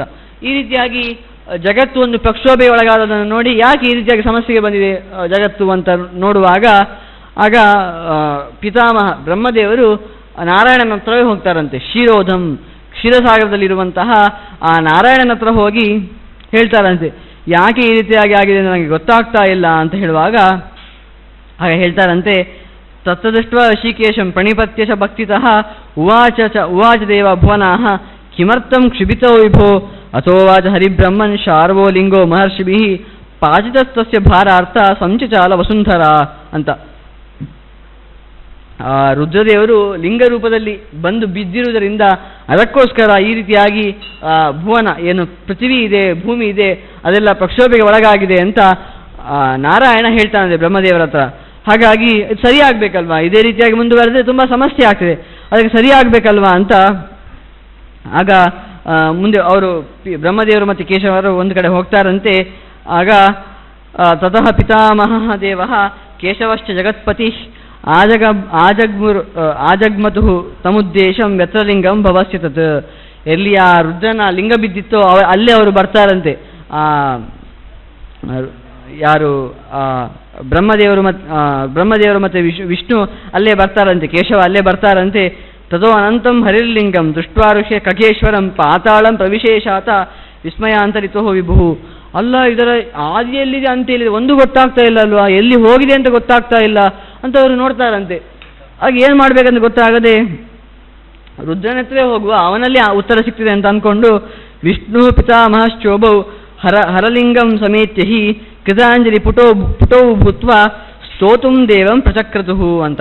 ಆಗ ಆ ಬ್ರಹ್ಮದೇವರು ಮತ್ತು ವಿಷ್ಣು ಆ ರುದ್ರನತ್ರವೇ ಕೇಳುವ, ಇದಕ್ಕೆ ಏನು ಉತ್ತರ, ಏನು ಇದಕ್ಕೆ ಉತ್ತರ ಏನು ಅಂತ ಆ ರುದ್ರನತ್ರವೇ ಕೇಳುವ ಅಂತ ಕೇಳ್ತಾರಂತೆ, ಸ್ತುತಿ ಮಾಡ್ತಾರಂತೆ. ಅಂದರೆ ನಾವು ಕೂಡ ಆ ಲಿಂಗವನ್ನು ನೋಡಿ ಅದ ಏನಿದೆ ಈ ರೀತಿಯಾಗಿ ಒಂದು ಕಾಮಕ್ಕೆ ಬಲಿಯಾಗಿ ಬಿದ್ದಂತಹ ಲಿಂಗ ಅಂತ ನಾವು ಯಾವತ್ತು ಅಂದ್ಕೊಳ್ಬಾರ್ದು, ಅದಕ್ಕೆ ಸ್ತೋತ್ರ ಮಾಡಬೇಕು ಲಿಂಗವನ್ನು ನೋಡಿದರೆ ಅಂತ ಚೆನ್ನಾಗಿ ಆ ರುದ್ರದೇವರು ನಮಗೆ ತೋರಿಸ್ಲಿಕ್ಕೋಸ್ಕರ ಹರಿಯೂ ಮತ್ತು ಬ್ರಹ್ಮನು ರುದ್ರದೇವರ ಸ್ತೋತ್ರ ಮಾಡ್ತಾರಂತೆ. ನಮೋಸ್ತೇ ಶೂಲಪಾಣೆ ನಮೋಸ್ತು ವೃಷಭಧ್ವಜ ಜೀಮೂತ ವಾಹನ ಕವೇ ಸರ್ವತ್ರೇಂಬಕಂ ಶಂಕರ. ಹೇ ಶೂಲಪಾಣೆ, ಹೇ ವೃಷಭಧ್ವಜ, ವೃಷಭವೇ ಧ್ವಜ ಯಾರಿಗೋ, ಹೇ ವೃಷಭಧ್ವಜನೇ ಜೀಮೂತ ವಾಹನ, ಮೊನ್ನೆ ಬಂದಿತ್ತು ಜೀಮೂತ ವಾಹನ ಅಂತ, ಅಂದರೆ ಆಕಾಶವನ್ನೇ ಗೆದ್ದವನು ಅಂತ. ಹೇ ಕವೇ ಶರ್ವ ತ್ರ್ಯಂಬಕ ಶಂಕರ ಅಂದರೆ ಸುಖವನ್ನು ಕೊಡುವವನೇ, ತ್ರ್ಯಂಬಕ 3 ಕಣ್ಣುಳ್ಳವನಿಗೆ ನಮಸ್ಕಾರ ಅಂತ ಹೇಳ್ತಾರಂತೆ. ಮಹೇಶ್ವರ ಮಹೇಶಾನ ಸುವರ್ಣಾಕ್ಷ ವೃಷಾಕಪೆ ದಕ್ಷಯಜ್ಞ ಶೇಖರ ಕಾಲರೂಪ ನಮೋಸುತೆ. ಈ ದಕ್ಷಯಜ್ಞ ನೋಡಿ, ದಕ್ಷ ಇದ್ದಾನಲ್ವಾ ಅವನು ಅಂದರೆ ದಕ್ಷಿಣ ಯಜ್ಞವನ್ನು ನೀನು ನಾಶ ಮಾಡಿದ್ಯಲ್ವಾ, ಅದು ನಾಶ ಮಾಡಿದ್ದೇ ನಿನಗೆ ಸ್ತುತಿ, ಅಂದರೆ ಅದನ್ನು ನೀವು ಮಾಡಿದ್ದು ಒಳ್ಳೆಯದು ಅನ್ನೋ ಅರ್ಥದಲ್ಲಿ ಹರಿಬ್ರಹ್ಮದೇವರು ಹೇಳ್ತಾರಂತೆ. ದಕ್ಷಯಜ್ಞಶೇಖರ ಅಂದರೆ ಸ್ತುತಿ ಮಾಡ್ತಾರಂತೆ ಅವನನ್ನು. ಹಾಗೆಯೇ ಸುವರ್ಣಾಕ್ಷ ಒಳ್ಳೆಯ ಕಣ್ಣುಳ್ಳವನೇ, ಬಂಗಾರದಂತಹ ಕಣ್ಣುಳ್ಳವನೇ, ಕಾಲರೂಪ ನಿನಗೆ ನಮಸ್ಕಾರ. ತ್ವಮಾದಿರಸ್ಯ ಜಗತಸ್ತ್ವಂ ಮಧ್ಯಂ ಪರಮೇಶ್ವರ ಭವಾನ್ ಅಂತಶ್ಚ ಭಗವಾನ್ ಸರ್ವಗಸ್ತಂ ನಮೋಸುತೆ. ಈ ಎಲ್ಲವನ್ನು ತಿಳಿದವನೇ ನಿನಗೆ ನಮಸ್ಕಾರ ಅಂತ ಪುನಃ ಹೇಳ್ತಾ ಏವಂ ಸಂಸ್ತೂಯಮಾನಸ್ತು ತಸ್ಮಿನ್ ದಾರುವನೇ ಹರಃ ಸ್ವರೂಪಿ ತಾವಿದಂ ವಾಕ್ಯ ಉವಾಚ ವದತಾಂ ವರಹ ಅಂತ. ಆಗ ರುದ್ರ ಈ ಮಾತನ್ನು ಹೇಳ್ತಾನಂತೆ, ಆ ಬ್ರಹ್ಮ ಮತ್ತು ಕೇಶವನ ಹತ್ರ ಈ ಮಾತನ್ನು ಹೇಳ್ತಾನಂತೆ, ನೀವೇನು ಮಾಡಬೇಕು ಕೇಳಿದರೆ, ಕಿಮರ್ಥಂ ದೇವತಾನಾಥು ಪರಿಭೂತ ಕ್ರಮಂ ತ್ವಿಹ ಮಾಂ ಸ್ತುವಾತೆ ವೃಷಾ ಸ್ವಸ್ಥಂ ಕಾಮತಾಪಿತ ವಿಗ್ರಹಂ. ಅಲ್ಲ, ನಾನು ಕಾಮದಿಂದ ಉದ್ರಿಕ್ತನಾಗಿದ್ದೇನೆ, ನನ್ನ ಏನು ನೀನು ಸ್ತೋತ್ರ ಮಾಡ್ತಾ ಇದ್ದೀರಿ, ಇದನ್ನು ಯಾಕೆ ಮಾಡ್ತಾ ಇದ್ದೀರಿ ಅಂತ ಕೇಳ್ತಾರಂತೆ. ಆಗ ಅವರಿಬ್ರು ಹೇಳ್ತಾರಂತೆ, ಭವತಃ ಪಾದಿತಂ ಲಿಂಗ ಯದೇತದ್ ಭುವಿಶಂಕರ ಏತದ್ ಪ್ರಗೃಹ್ಯತಾಂ ಭೂಯ ಅಥೋ ದೇವಸುವಾವಹೇ. ಅಲ್ಲ, ನಿನ್ನ ಲಿಂಗ ಬಿದ್ದಿದಲ್ವಾ, ಅದನ್ನು ನೀನು ವಾಪಸ್ ತೆಗೆದುಕೋ, ಇದು ಬಿದ್ದಿದ್ದರಿಂದ ಜಗತ್ತೆಲ್ಲ ಶೋಭೆ ಒಳಗಾಗಿದೆ, ಹಾಗಾಗಿ ನೀನು ಆ ಲಿಂಗವನ್ನು ಪಡಿಬೇಕು ಅಂತ ನಾನು ವಾಪಸ್ ಪಡೆದುಕೊಳ್ಬೇಕು ಅಂತ ನಾನು ಸ್ತೋತ್ರ ಮಾಡ್ತಾ ಇದ್ದೇವೆ ಅಂತ ಹೇಳುವಾಗ ರುದ್ರ ಹೇಳ್ತಾನಂತೆ, ಯಜ್ಜಿ ಅರ್ಚಯಂತಿ ವಿದ್ಯದಶ ಮಮ ಲಿಂಗಂ ಸುರೋತ್ತಮೋ ತದೇತತ್ ಪ್ರತಿಗೃಹೀಯಾಂ ನಾಣ್ಯಥೇತಿ ಕಥಂಚನ ತದಪ್ರೋವಾಚ ಭಗವಾನ್ ಏವಂ ಅಸ್ತು ಇತಿ ಕೇಶವಃ ಬ್ರಹ್ಮ ಸ್ವಯಂ ಜಗ್ರಾಹ ಲಿಂಗಂ ಕನಕಪಿಂಗಳಂ ತತಶ್ಚಕ್ರಾಹ ಭಗವಾನ್ ಚಾತುರ್ವರ್ಣ್ಯಂ ಹರಾರ್ಚನೆ ಶಾಸ್ತ್ರಾಣಿ ಚೈಷಾ ಮುಖ್ಯಾನಿ ನಾನೋಕ್ತಿ ವಿವಿಧಾನಿ ಚ ಅಂತ. ಆಗ ತಗೊಳ್ಬೇಕು ಅಂತ ಹೇಳುವಾಗ ವಿಷ್ಣು ಅಸ್ತು ಇದು ಪೂಜೆ ಆಗೇ ಆಗ್ತದೆ ಅಂತ ಅವನು ತಥಾಸ್ತು ಅಂತ ಹೇಳ್ತಾನಂತೆ. ಬ್ರಹ್ಮ ಆ ಲಿಂಗವನ್ನೇ ಆಯಿತು ಅಂತ ಹೇಳ್ಕೊಳ್ತಾನಂತೆ. ಆಗ ನೀವು ಆದರೆ ಏನು ಕೇಳ್ತಾನೆ ಕೇಳಿದರೆ, ಆದರೆ ಅಲ್ಲಿಂದ 4 ಆ ಲಿಂಗದಿಂದ 4 ರೂಪಗಳು ಹುಡ್ತದಂತೆ, ಆ ರೂಪಗಳಿಂದ 4 ಪಂಥಗಳು ಹುಡ್ತದೆ ಅಂತ ಇಲ್ಲಿ ಹೇಳ್ತಾರೆ. 4 ವಿಧವಾದ ಆ ಶಿವ ಪಂಥ ಈ ರುದ್ರ ಆ ರೀತಿಯಾಗಿ ಹೇಳಿದ್ರಿಂದ ಹುಟ್ಟಿತು ಅಂತ ಹೇಳ್ತಾರೆ. ಆಗ ಮುಂದೆ ಹೇಳ್ತಾರೆ, ಏವಂ ಸ ಭಗವಾನ್ ಬ್ರಹ್ಮ ಪೂಜನಾಯ ಶಿವಸ್ಯತು ಕೃತ್ವಾ ಚಾತುರಶ್ರಮ್ಯಂ ಸ್ವಯಮೇವ ಭವನಂ ಗತಃ ಅಂತ. ಆಗ ಹುಡುಕ್ಬೇಕಲ್ವಾ, ಅಂದರೆ ಈಗ ಆಯಿತು ಅಂತ ಒಪ್ಕೊಳ್ತಾನೆ, ಆದರೆ ಏನು ಕೇಳಿದರೆ ನೀವು ಅದರ ಆದಿಯಲ್ಲಿ ಅಂತ್ಯಲ್ಲಿ ಅಂತ ಹುಡುಕ್ಬೇಕು ಅಂತ ಹೇಳ್ತಾನೆ. ಆಗ ಬ್ರಹ್ಮ ಕೆಳಲೋಕಕ್ಕೆ ಹೋಗ್ತಾನಂತೆ, ವಿಷ್ಣು ಊರ್ಧ್ವ ಲೋಕಕ್ಕೆ ಹೋಗ್ತಾನಂತೆ. ಅದರ ಆದಿಯಲ್ಲಿ ಹುಡುಕಬೇಕು ಅಂತ ಮೇಲೆ ಹೋಗ್ತಾನಂತೆ, ಬ್ರಹ್ಮ ಕೆಳಗೆ ಹೋಗ್ತಾನಂತೆ. ಆಗ ಎಷ್ಟೋದ್ರೂ ಕೂಡ ಸಿಗಲಿಲ್ಲ ಅಂತೆ. ಅವ್ರು ಹೇಳ್ತಾರೆ ಸಿಗಲೇ ಇಲ್ಲ ಅಂತ. ಆಗ ಮುಂದೆ ಹೇಳ್ತಾರೆ, ವಿಚರಂತಂ ತದಾ ಭೂಯ ಮಹೇಶಂ ಕುಸುಮಾಯುಧ ಆರೀ ಸ್ಥವಿತಾಗ್ರಾತಃ ಧನ್ವಿಂ ಸಂತಾಪ ಮುದ್ಯತಃ ಅಂತ. ಆಗ ಎಷ್ಟು ಹೋದರೂ ಕೂಡ ಸಿಗಲಿಲ್ಲ ಅಂತೆ. ಆಗ ಪುನಃ ಎಂತ ಕೇಳಿದರೆ ಯಾಕೆ ಸಿಗಲಿಲ್ಲ ಅಂತ ನಮ್ಗೆ ಉತ್ತರ ಬೇಕು. ಅಲ್ಲ, ನೀವು ವಿಷ್ಣು ಸರ್ವ ಸಮರ್ಥ ಅಂತ ಹೇಳ್ತೀರಿ, ಅವನಿಗೆ ಆ ಲಿಂಗದ ಆದಿಯಲ್ಲಿ ಸಿಗಲಿಲ್ಲ ಅಂತ ಹೇಳಿದರೆ ಆಶ್ಚರ್ಯ ಅಲ್ವಾ ಕೇಳಿದರೆ, ಇದರ ಅರ್ಥ ಇಷ್ಟೇ. ಇದನ್ನು ಯಾವ ರೀತಿಯಾಗಿ ಹೇಳಿದ್ದಾರೆ ಕೇಳಿದರೆ, ಆ ಒಂದು ಕಾಮೋದ್ರಿಕ್ತನಾದ ಒಬ್ಬ ವ್ಯಕ್ತಿ ಕಾಮಕ್ಕೆ ಒಳಗಾದ ಅಂತ ಹೇಳಿದರೆ ಅದರ ಆದಿ ಯಾವುದು ಅಂತ್ಯ ಯಾವುದು ತಿಳಿಲಿಕ್ಕೆ ಸಾಧ್ಯವೇ ಇಲ್ಲ ಅಂತ. ಅಂದರೆ ಅಷ್ಟು ಪ್ರಬಲ ಆ ಕಾಮ ಎಂಬ ಏನೋ ಒಂದು ಶಕ್ತಿ ಉಂಟಲ್ವ, ಅದಷ್ಟು ಪ್ರಬಲ.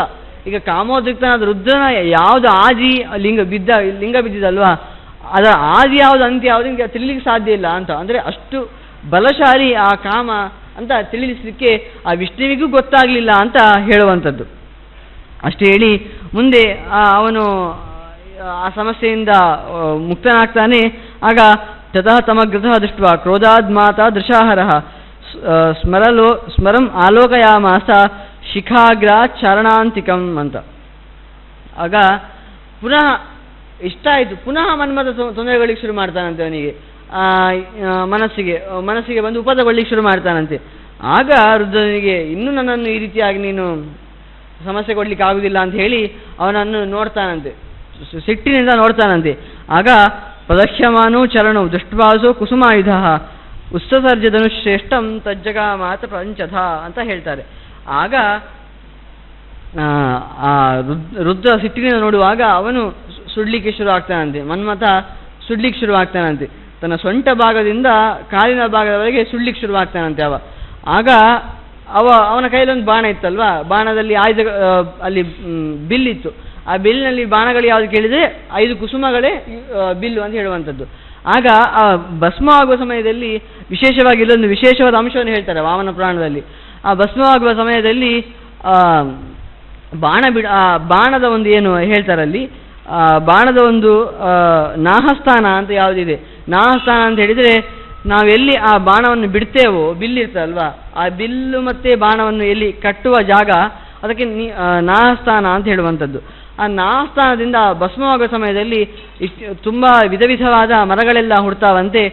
ಚ್ಯುತ ವೃಕ್ಷ, ಈ ಆಮ್ರಫಲ ಅಂತ ಹೇಳ್ತೇವಲ್ಲ, ಅಂದರೆ ಮಾವಿನ ಹಣ್ಣು ಕೂಡ, ಆ ಮಾವಿನ ವೃಕ್ಷದ ಒಂದು ಬೀಜ ಕೂಡ ಅದೇ ಸಮಯದಲ್ಲಿ ಹುಟ್ಟಿದ್ದು ಅಂತ ಹೇಳ್ತಾರೆ. ಈಗ ಅಲ್ಲಿ ಹೇಳ್ತಾರೆ, ಏವಂ ಪುರ ದೇವವರೇಣ ಶಂಭುನ ಕಾಮಸ್ತು ದಗ್ಧ ಸಶರಃ ಸಚಾಪಃ ತದಸ್ತ್ವನಂಗೇತಿ ಮಹಾಧನುರ್ಧರೋ ದೈವೈಸ್ತು ಗೀತಃ ಸುರಪೂರ್ವ ಪೂಜಿತಃ ಅಂತ. ಇದು ಯಾಕೆ ಈ ಅನಂಗನ ಕಥೆ ಬಂದು ಕೇಳಿದರೆ ಮುಂದೆ ಪ್ರಶ್ನೆ ಕೇಳಿದ್ರು, ನಾರದರು ಪ್ರಶ್ನೆ ಕೇಳಿದ್ರು, ಈ ಅನಂಗ ಅಂತ ಯಾರು, ನೀವು ಅನಂಗ ಅಂತ ಹೇಳಿದ್ರು ಅಲ್ವಾ, ಈ ಮನ್ಮಥನಿಗೆ ಅನಂಗ ಅಂತ ನೀವು ಕರೆದ್ರಿ, ಯಾಕೆ ಅನಂಗ ಅಂತ ಹೆಸರು ಕೇಳಿದರೆ ಅದಕ್ಕೋಸ್ಕರ ಈ ಕಥೆ ಬಂದದ್ದು. ಈ ರೀತಿಯಾಗಿ ಸುಟ್ಟು ಹೋಗಿದ್ದಾನೆ ಅವನು, ಅದಕ್ಕಾಗಿ ಅನಂಗ ಅಂತ ಹೆಸರು ಅಂತ ಹೇಳಿ ಆಯ್ತು, ಇಷ್ಟು ಇಲ್ಲಿ ಕಥೆ ಮುಗಿಸ್ತಾರೆ. ಪುನಃ ಇತಿಹಾಸವನ್ನು ಹೇಳಿ ಪುನಃ ವರ್ತಮಾನಕ್ಕೆ ಬರ್ತಾರೆ. ಹೇಳ್ತಾರೆ, ತತಃ ಅನಂಗಂ ವಿಭೂ ದೃಷ್ಟ ಬ್ರಹ್ಮನ್ ನಾರಾಯಣೋ ಮುನಿ ರಹಸ್ಯಂ ವಚ ಪ್ರಾಹ ಕಂದರಪಿಯ ಆಶ್ರಿತಾಮ್ ಅಂತ. ಮುಖ್ಯವಾಗಿ ಇಂಥ ಕಥೆಗಳನ್ನು ಯಾಕೆ ಹೇಳ್ತಾರೆ ಕೇಳಿದ್ರೆ, ಅನಂಗ ಇವನಿಗೆ ಸಮಸ್ಯೆ ಕೊಡ್ಲಿಕ್ಕೆ ಬಂದ ಅಲ್ವಾ, ನಾರಾಯಣನಿಗೆ ಎಂತಾದರೂ ಆಯ್ತಾ, ರುದ್ರನಿಗೆ ಆಯ್ತಲ್ವ, ನಾರಾಯಣನಿಗೆ ಎಂತಾದರೂ ಆಯ್ತಾ ಕೇಳಿದ್ರೆ ಎಂತ ಆಗಲಿಲ್ಲ ಅಂತ ಹೇಳ್ತಾರೆ. ಯಾಕೆ ಕೇಳಿದರೆ ಇಷ್ಟೇ, ಆ ಒಂದು ತಾರತಮ್ಯವನ್ನು ತೋರಿಸಲಿಕ್ಕೆ. ಈ ಕಂದರ್ಪ ಏನು ಮನ್ಮಥ ರುದ್ರನಿಗೂ ಸಮಸ್ಯೆ ಕೊಡ್ಬೋದು, ಆದರೆ ನಾರಾಯಣನಿಗೆ ಯಾವುದು ಸಮಸ್ಯೆ ಕೊಡ್ಲಿಕ್ಕೆ ಸಾಧ್ಯ ಇಲ್ಲ. ಯಾಕಂದರೆ ಅವನು ಅದನ್ನು ಮೀರಿ ನಿಂತವ, ಹಾಗಾಗಿ ಅವನಿಗೆ ಇಂಥ ಸಮಸ್ಯೆಯನ್ನು ಯಾರು ಕೊಡಲಿಕ್ಕೆ ಸಾಧ್ಯ ಇಲ್ಲ.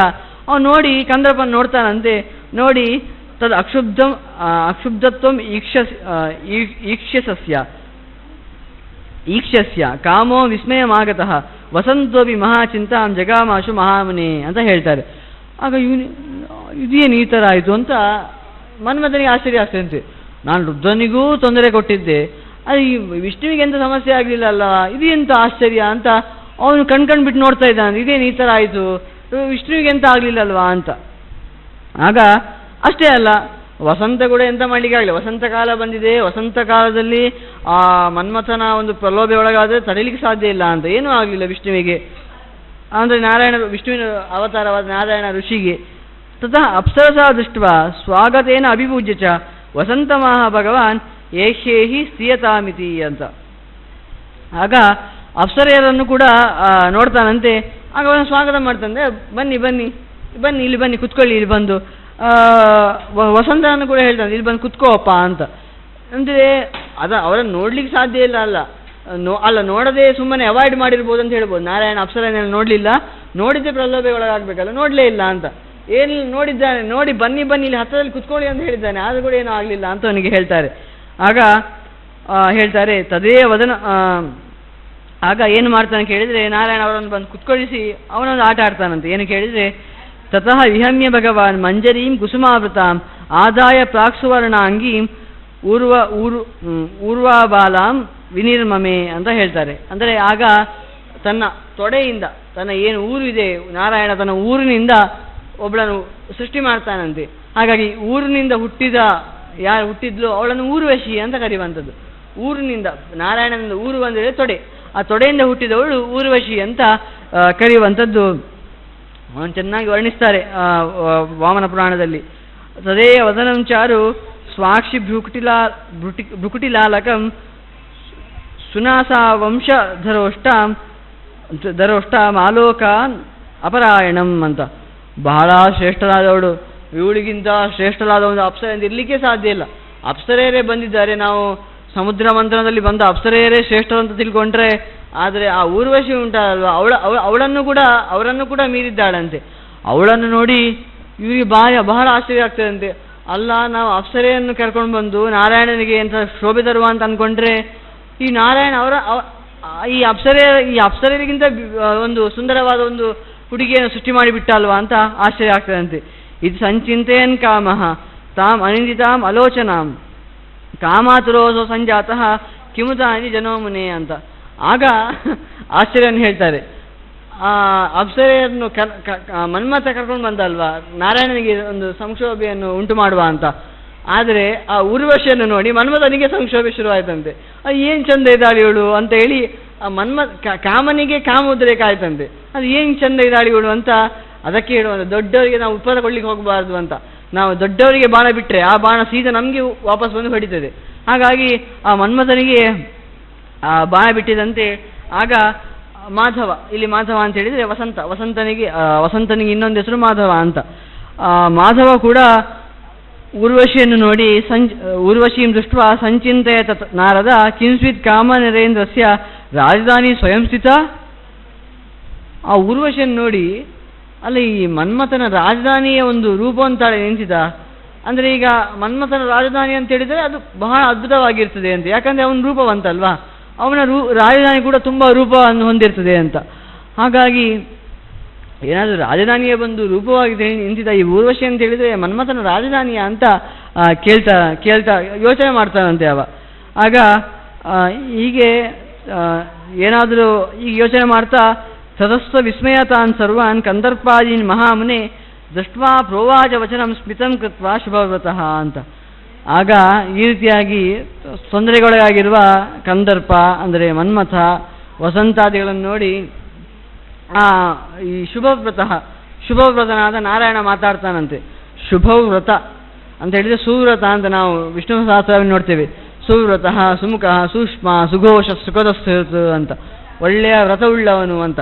ಅಂದರೆ ಏನು ಕೇಳಿದರೆ, ಒಂದು ಬಿಡಬೇಕು ಅಂತ ಹೇಳಿದರೆ ಚೆನ್ನಾಗಿ ಬಿಡ್ತಾನೆ, ಹಿಡಿಬೇಕು ಅಂತೇಳಿ ಚೆನ್ನಾಗಿ ಹಿಡಿತಾನೆ, ಅದು ನಾರಾಯಣ. ಹಾಗಾಗಿ ಅವನು ಸುವ್ರತ ಶುಭವ್ರತ ಅಂತ ಹೆಸರು. ಯಾಕಂದರೆ ಅವನಿಗೆ ಇಂತಹ ಸಮಸ್ಯೆಗಳು ಬರುವುದಿಲ್ಲ. ಯಾಕೆ ಅಂತ ಕೇಳಿದರೆ, ಅವನಿಗೆ ಹೇಳುವಾಗಲೇ ಕಾಮಃ ಕಾಂತ ಅಂತ ವಿಷ್ಣು ಸಹಸ್ರನಾಮ ಹೇಳ್ತದೆ. ಕಾಮಃ ಅಂತ ಹೇಳಿದರೆ ಅಂತ, ಕಾಮಂ ಹಂತಿ ಇತಿ ಕಾಮಃ ಅಂದರೆ ಕಾಮವನ್ನೇ ಕೊಲ್ತಾನೆ. ಅಂದರೆ ಕಾಮ ಏನು ಮಾಡ್ಲಿಕ್ಕೆ ಸಾಧ್ಯ ಇಲ್ಲ. ಹಾಗಾಗಿ ಅಂಥ ಶುಭವ್ರತನಿಗೆ ಏನಾದರೂ ಮಾಡ್ಲಿಕ್ಕೆ ಸಾಧ್ಯ ಉಂಟಾ? ಈ ಕಾಮ ಏನು ಮಾಡ್ಲಿಕ್ಕೆ ಸಾಧ್ಯ ಇಲ್ಲ. ಒಳ್ಳೆ ಏಕಾದಶಿ ದಿನ ಇದು ಬಂದಿದೆ, ಶುಭವ್ರತ ಅಂತ. ಇದು ಏಕಾದಶಿಗೂ ಅನ್ವಯ ಮಾಡಿಕೊಡ್ಬೋದು. ನಮಗೇನೋ ಏಕಾದಶಿ ದಿನ ಏನೋ ಸಮಸ್ಯೆ ಆದಾಗ ಆಗ್ತಾ ಇರ್ತದೆ.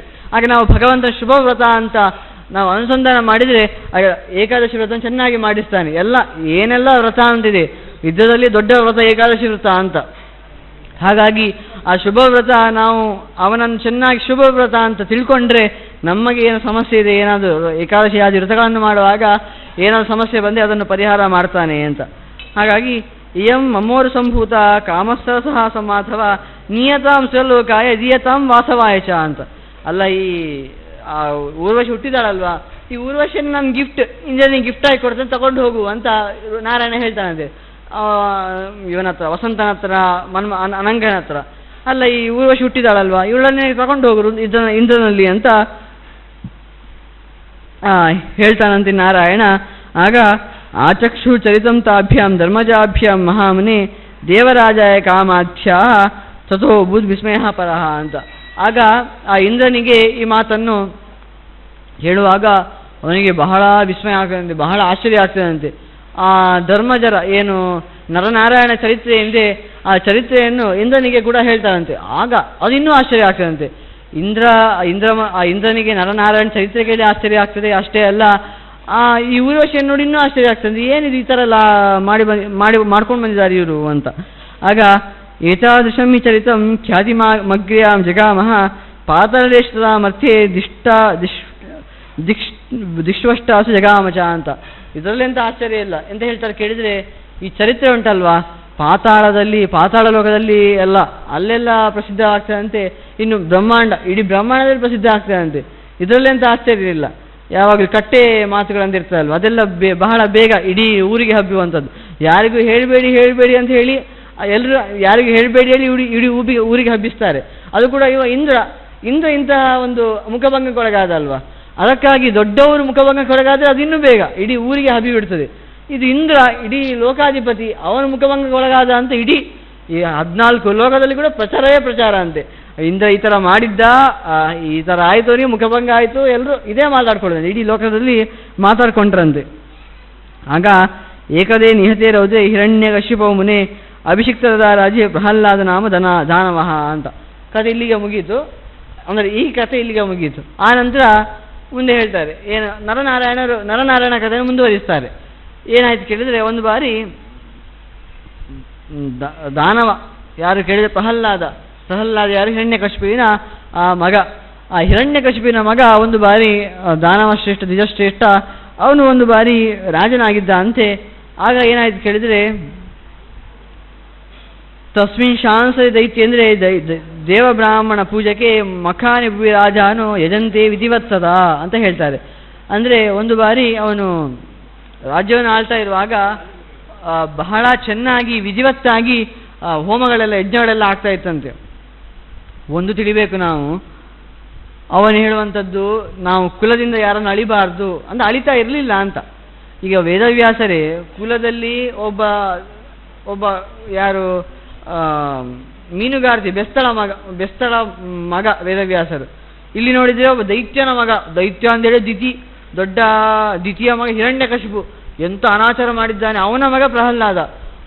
ಇದು ಹಿರಣ್ಯಕಶಿಪು ಯಾವುದೇ ಯಜ್ಞವನ್ನು ಮಾಡ್ಲಿಕ್ಕೆ ಬಿಡ್ತಿರ್ಲಿಲ್ಲ ಅಂತಾದರೆ ಈ ಪ್ರಹ್ಲಾದ ಎಲ್ಲ ಯಜ್ಞವನ್ನು ಮಾಡಿಸ್ತಾ ಇದ್ದ ಅಂತೆ. ಮತ್ತೆ ಇನ್ನೊಂದು ಕಥೆ ನೋಡ್ಬೋದು, ವೇನ ಅಂತ ಭಾಗವತದಲ್ಲಿ ಬರ್ತದೆ. ಅಂಗರಾಜನ ಮಗ, ಅವನ ಅಂಗರಾಜ ಕೂಡ ಸ್ವಯಂಭುವ ಮನುವಿನ ಒಂದು ಕುಲದಲ್ಲಿ ಬಂದವ. ಆದರೆ ಒಳ್ಳೆಯ ಕುಲ, ಆದರೂ ಕೂಡ ಅವನು ಯಜ್ಞವನ್ನು ಮಾಡ್ಲಿಕ್ಕೆ ಬಿಡ್ತಾ ಇರಲಿಲ್ಲ. ಅಂದರೆ ಯಜ್ಞವನ್ನು ಮಾಡಿದ್ರೆ ನನ್ನ ಹೆಸರಲ್ಲೇ ಯಜ್ಞ ಮಾಡಿ ಅಂತ, ವೇನಾಯ ಸ್ವಾಹ ಅಂತ ಹೀಗೆಲ್ಲ ಹೇಳ್ಕೊಳ್ಳಿ ಅಂತ ಹೇಳ್ತಾ ಇದ್ದಂತೆ. ಅದಕ್ಕೆ ನಾವು ಹೇಳುವಂಥ ಕುಲದಿಂದ ಯಾರನ್ನು ಅಳಿಬಾರದು ಅಂತ, ಇದು ನಮಗೆ ಪುರಾಣವೇ ಹೇಳಿಕೊಟ್ಟ ಮಾತು. ಕುಲದಿಂದ ಯಾರನ್ನು ಅಳಿಬೇಡಿ, ಎಲ್ಲಿ ಯೋಗ್ಯತೆ ಎಲ್ಲಿರ್ತದೆ ಅಂತ ಹೇಳಲಿಕ್ಕೆ ಆಗೋದಿಲ್ಲ. ಅವನು ಯಾವ್ದು ದೊಡ್ಡ ಹೇಳಲಿಕ್ಕೆ ದೊಡ್ಡ ಕುಲದಲ್ಲಿ ಹುಟ್ಟಿರ್ಬೋದು, ಪಟ್ಪೋಷಿ ಆಗಿರ್ಬೋದವ, ಆದರೆ ಹೇಳಲಿಕ್ಕೆ ಕೆಟ್ಟ ಕುಲದಲ್ಲಿ ಹುಟ್ಟಿರ್ಬೋದು, ಆದರೂ ಕೂಡ ಒಳ್ಳೆಯ ಜ್ಞಾನಿಯಾಗಿ ಬರ್ಬೋದು, ಒಳ್ಳೆಯ ಧರ್ಮಿಷ್ಠ ಆಗಿರ್ಬೋದು. ಹಾಗಾಗಿ ಆ ಪ್ರಹ್ಲಾದ ಒಂದು ಏನು ರಾಜನಾಗಿದ್ದಾಗ ಒಳ್ಳೆಯ ಯಜ್ಞವನ್ನು ಮಾಡಿಸ್ತಾ ಇದ್ದಂತೆ. ಬ್ರಾಹ್ಮಣಾಶ ತಥೋ ಧರ್ಮಂ ತೀರ್ಥಯಾತ್ರಾಶ ಕುರ್ವತೆ ವೈಶ್ಯಾಶ್ಚ ಪಶುವೃತ್ತಿಸ್ಥಾ ಶೂದ್ರಾಹ ಶುಶ್ರೂಷಣೆ ರಥಾಹ. ಚಾತುರ್ವರ್ಣ್ಯ ರಥ ಎಲ್ಲರೂ ಕೂಡ ತಮ್ಮ ಚಾತುರ್ವರ್ಣ್ಯ ಏನೇನು 4 ಧರ್ಮಗಳಂತಿದ್ದೇವೆ ಆ ಎಲ್ಲ ಚಾತುರ್ವರ್ಣದಲ್ಲಿ ಎಲ್ಲರೂ ಕೂಡ ಅವರವರ ಕೆಲಸವನ್ನು ಮಾಡ್ತಾ ಇದ್ರಂತೆ. ಆಗ ಒಂದು ಬಾರಿ ಏನಾಗ್ತದೆ ಅಂತ ಹೇಳುವಾಗ, ತತಸ್ತು ಚವನೋ ನಾಮ ಭಾರ್ಗವೇಂದ್ರೋ ಮಹಾತಪಾಹ ಜಗಾಮ ನರ್ಮದಂ ಸ್ನಾತುಂ ತೀರ್ಥಂ ಚ ನಕುಲೀಶ್ವರಂ ಅಂತ ಹೇಳ್ತಾರೆ.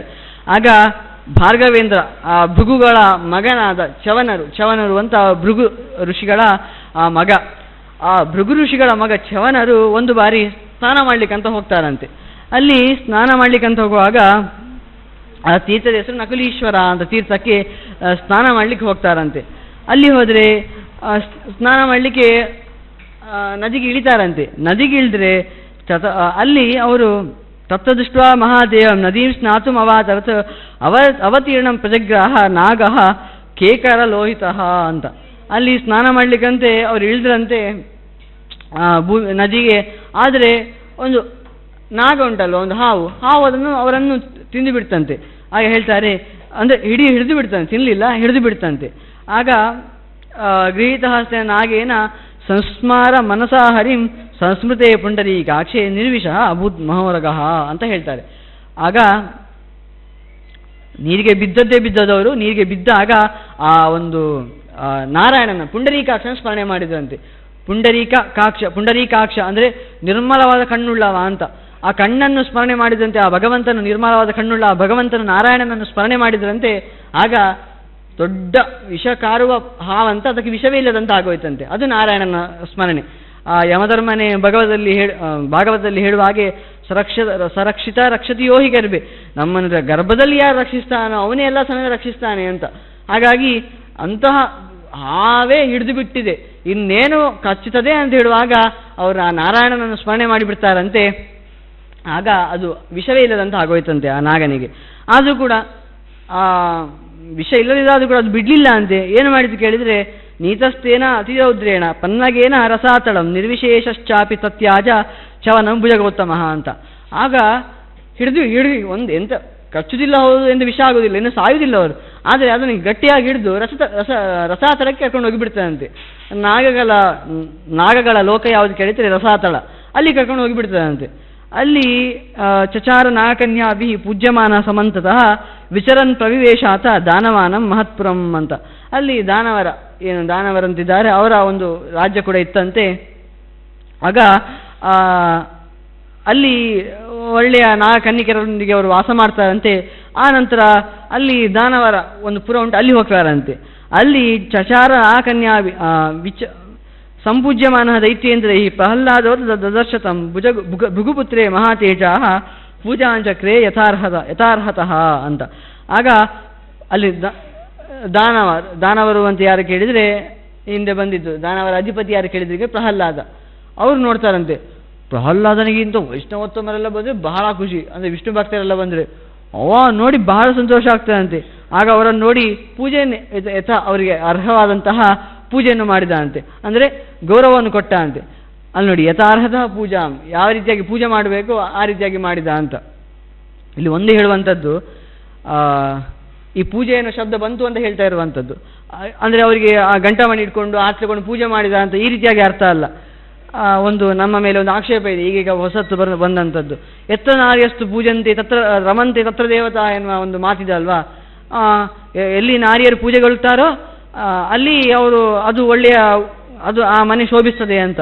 ಅಲ್ಲ, ನಾರಿಯರು ಪೂಜೆಗೆ ಯಾಕೆ ಮಾಡ್ಬೇಕು, ನೀವು ನಮಗೊಂದು ಸ್ವಾತಂತ್ರ್ಯವನ್ನು ಕೊಡಿ, ನೀವು ಪೂಜೆಯಲ್ಲಿ ಯಾಕೆ ಮಾಡ್ತೀರಾ, ಪೂಜೆ ಅಂತ ಹೇಳಿ ನಮ್ಮನ್ನು ಮನೆಯಲ್ಲೇ ಕೂಡ ಹಾಕ್ತೀರಾ ನೀವು, ಅಂತ ಪೂಜೆ, ದೇವರಿಗೆ ಪೂಜೆ ಮಾಡುವುದಂದ್ರೆ ಯಾವ ರೀತಿಯಾಗಿ ಮಾಡುವಂಥದ್ದು? ನಾವು ಘಂಟಾವಣಿ ಇಟ್ಕೊಂಡು ಒಂದು ಕಡೆ ಇಟ್ಟು ಬಿಡ್ತೇವೆ, ಅವ್ರಿಗೆ ಪೂಜೆ ಮಾಡ್ತಾ ಕೂತ್ಕೊಳ್ತೇವೆ. ಹಾಗೆ ಒಂದು ಕಡೆ ಕೂಳು ಹಾಕಿ ಬಿಡ್ತೀರಾ, ನಮಗೊಂದು ಸ್ವಾತಂತ್ರ್ಯ ಕೊಡುವುದಿಲ್ಲ ಅಂತ ಈ ರೀತಿಯಾಗೆಲ್ಲ ಹೇಳ್ತಾರೆ. ಅಲ್ಲಿ ಪೂಜೆ ಅಂತ ಹೇಳಿದರೆ ಘಂಟಾವಣಿ ಇಟ್ಕೊಂಡು ಪೂಜೆ ಮಾಡ್ತಾರಂತ ಅರ್ಥ ಅಲ್ಲ, ಒಂದು ಕೂಡಿ ಹಾಕುವಂಥದ್ದಲ್ಲ. ಪೂಜೆ ಅಂತ ಹೇಳಿದ್ರೆ ಗೌರವ ಕೊಡುವುದು ಅಂತ, ಅದೇ ಅರ್ಥ ಇಲ್ಲಿ ಹೇಳಿರುವಂಥದ್ದು. ಅಲ್ಲಿ ಚವನರು ಬಂದಾಗ ಪೂಜೆ ಮಾಡಿದಂತ ಹೇಳಿದರೆ ಘಂಟಾವಣಿ ಇಟ್ಕೊಂಡು ಪೂಜೆ ಮಾಡಿದಂತ ಅರ್ಥ ಅಲ್ಲ, ಗೌರವ ಕೊಡ್ತಾರಂತ ಇಷ್ಟೇ ಅರ್ಥ. ಹಾಗಾಗಿ ಅಲ್ಲಿ ಹೇಳಿರುವಂಥದ್ದು ಎಂತ ಇತ್ತು, ನಾರ್ಯಸ್ತು ಪೂಜ್ಯ ಅಂತ ಎನ್ನುವಲ್ಲಿ ಗೌರವ ಕೊಡಬೇಕು ಅಂತ ಹೇಳಿರುವಂಥದ್ದು. ನೀವು ಗೌರವ ಕೊಡಬೇಕೆನ್ನುವ ಶಬ್ದಕ್ಕೆ ನೀವು ಅಷ್ಟು ಗಲಾಟೆ ಮಾಡುವುದಂತಾದರೆ ನಿಮಗೆ ಎಂತ ಹೇಳಬೇಕು ಅಂತ ಎಂತ ಹೇಳಲಿಕ್ಕೆ ಸಾಧ್ಯ ಇಲ್ಲ ಅಂಥವರಿಗೆಲ್ಲ. ಹಾಗಾಗಿ ಪೂಜೆ ಮಾಡ್ತಾರಂತೆ. ಸಚೋವಾಚ ಮಹಾರಾಜ ಮಹಾತೀರ್ಥಂ ಮಹಾಫಲಂ ಸ್ನಾತುಮೇವ ಆಗತೋ ಅಸ್ಮಿ ಅದ್ಯದಷ್ಟುಂ ಚ ನಕುಲೀಶ್ವರಂ ಅಂತ. ನಿಮ್ಗೆ ಯಾತಕ್ಕಾಗಿ ಇಲ್ಲಿ ಬಂದಿದ್ದೀರಾ ಅಂತ ಕೇಳಿದರೆ, ನಾನು ನೋಡಿ ಇಲ್ಲಿ ನಕುಲೀಶ್ವರಕ್ಕೆ ಸ್ನಾನ ಮಾಡಿಗೆ ಬಂದಿದ್ದೆ, ಅಲ್ಲಿ ಬಂದರೆ ಈ ನದಿಗೆ ಬಂದು ಅಲ್ಲಿ ಸ್ನಾನ ಮಾಡಿದರೆ ಇಲ್ಲಿದ್ದ ಹಾವುಗಳು ನನಗೆ ನನ್ನ ಹಿಡಿದು ಇಲ್ಲಿ ಕರ್ಕೊಂಡು ಬಂದಿದೆ ಅಂತ ಹೇಳ್ತಾರಂತೆ. ಆಗ ಏತಚ್ಛೃತ್ವಾತು ವಚನಂ ಚವನಸ್ಯ ದಿದೀಶ್ವರ ಪ್ರೋವಾಚ ಧರ್ಮ ಸಂಯುಕ್ತಂ ಸವಾಕ್ಯಂ ವಾಕಿಕೋವಿದ ಅಂತ ಹೇಳ್ತಾರೆ. ಆಗ ಈ ಮಾತನ್ನು ಕೇಳಿ ಬಹಳ ಸಂತೋಷ ಆಗ್ತದೆ ಪ್ರಹ್ಲಾದನಿಗೆ. ಆಗ ಧರ್ಮದಿಂದ ಕೂಡಿರುವಂತಹ ಮಾತನ್ನು ಪ್ರಹ್ಲಾದ ಕೇಳ್ತಾನಂತೆ. ಏನು ಕೇಳ್ತಾನೆ ಕೇಳಿದರೆ, ಪ್ರಹ್ಲಾದ ಹೇಳ್ತಾನಂತೆ, ಭಗವಾನ್ ಕಾನಿ ತೀರ್ಥಾನಿ ಪೃಥಿವ್ಯಾಂ ಕಾನಿ ಚಾಂಬರೆ ರಸಾತಳೇಚ ಕಾನಿ ಸ್ಯುಹು ಏತದ್ ವಕ್ತುಂ ತ್ವಂ ಅರ್ಹಸಿ ಅಂತ ಹೇಳ್ತಾನಂತೆ.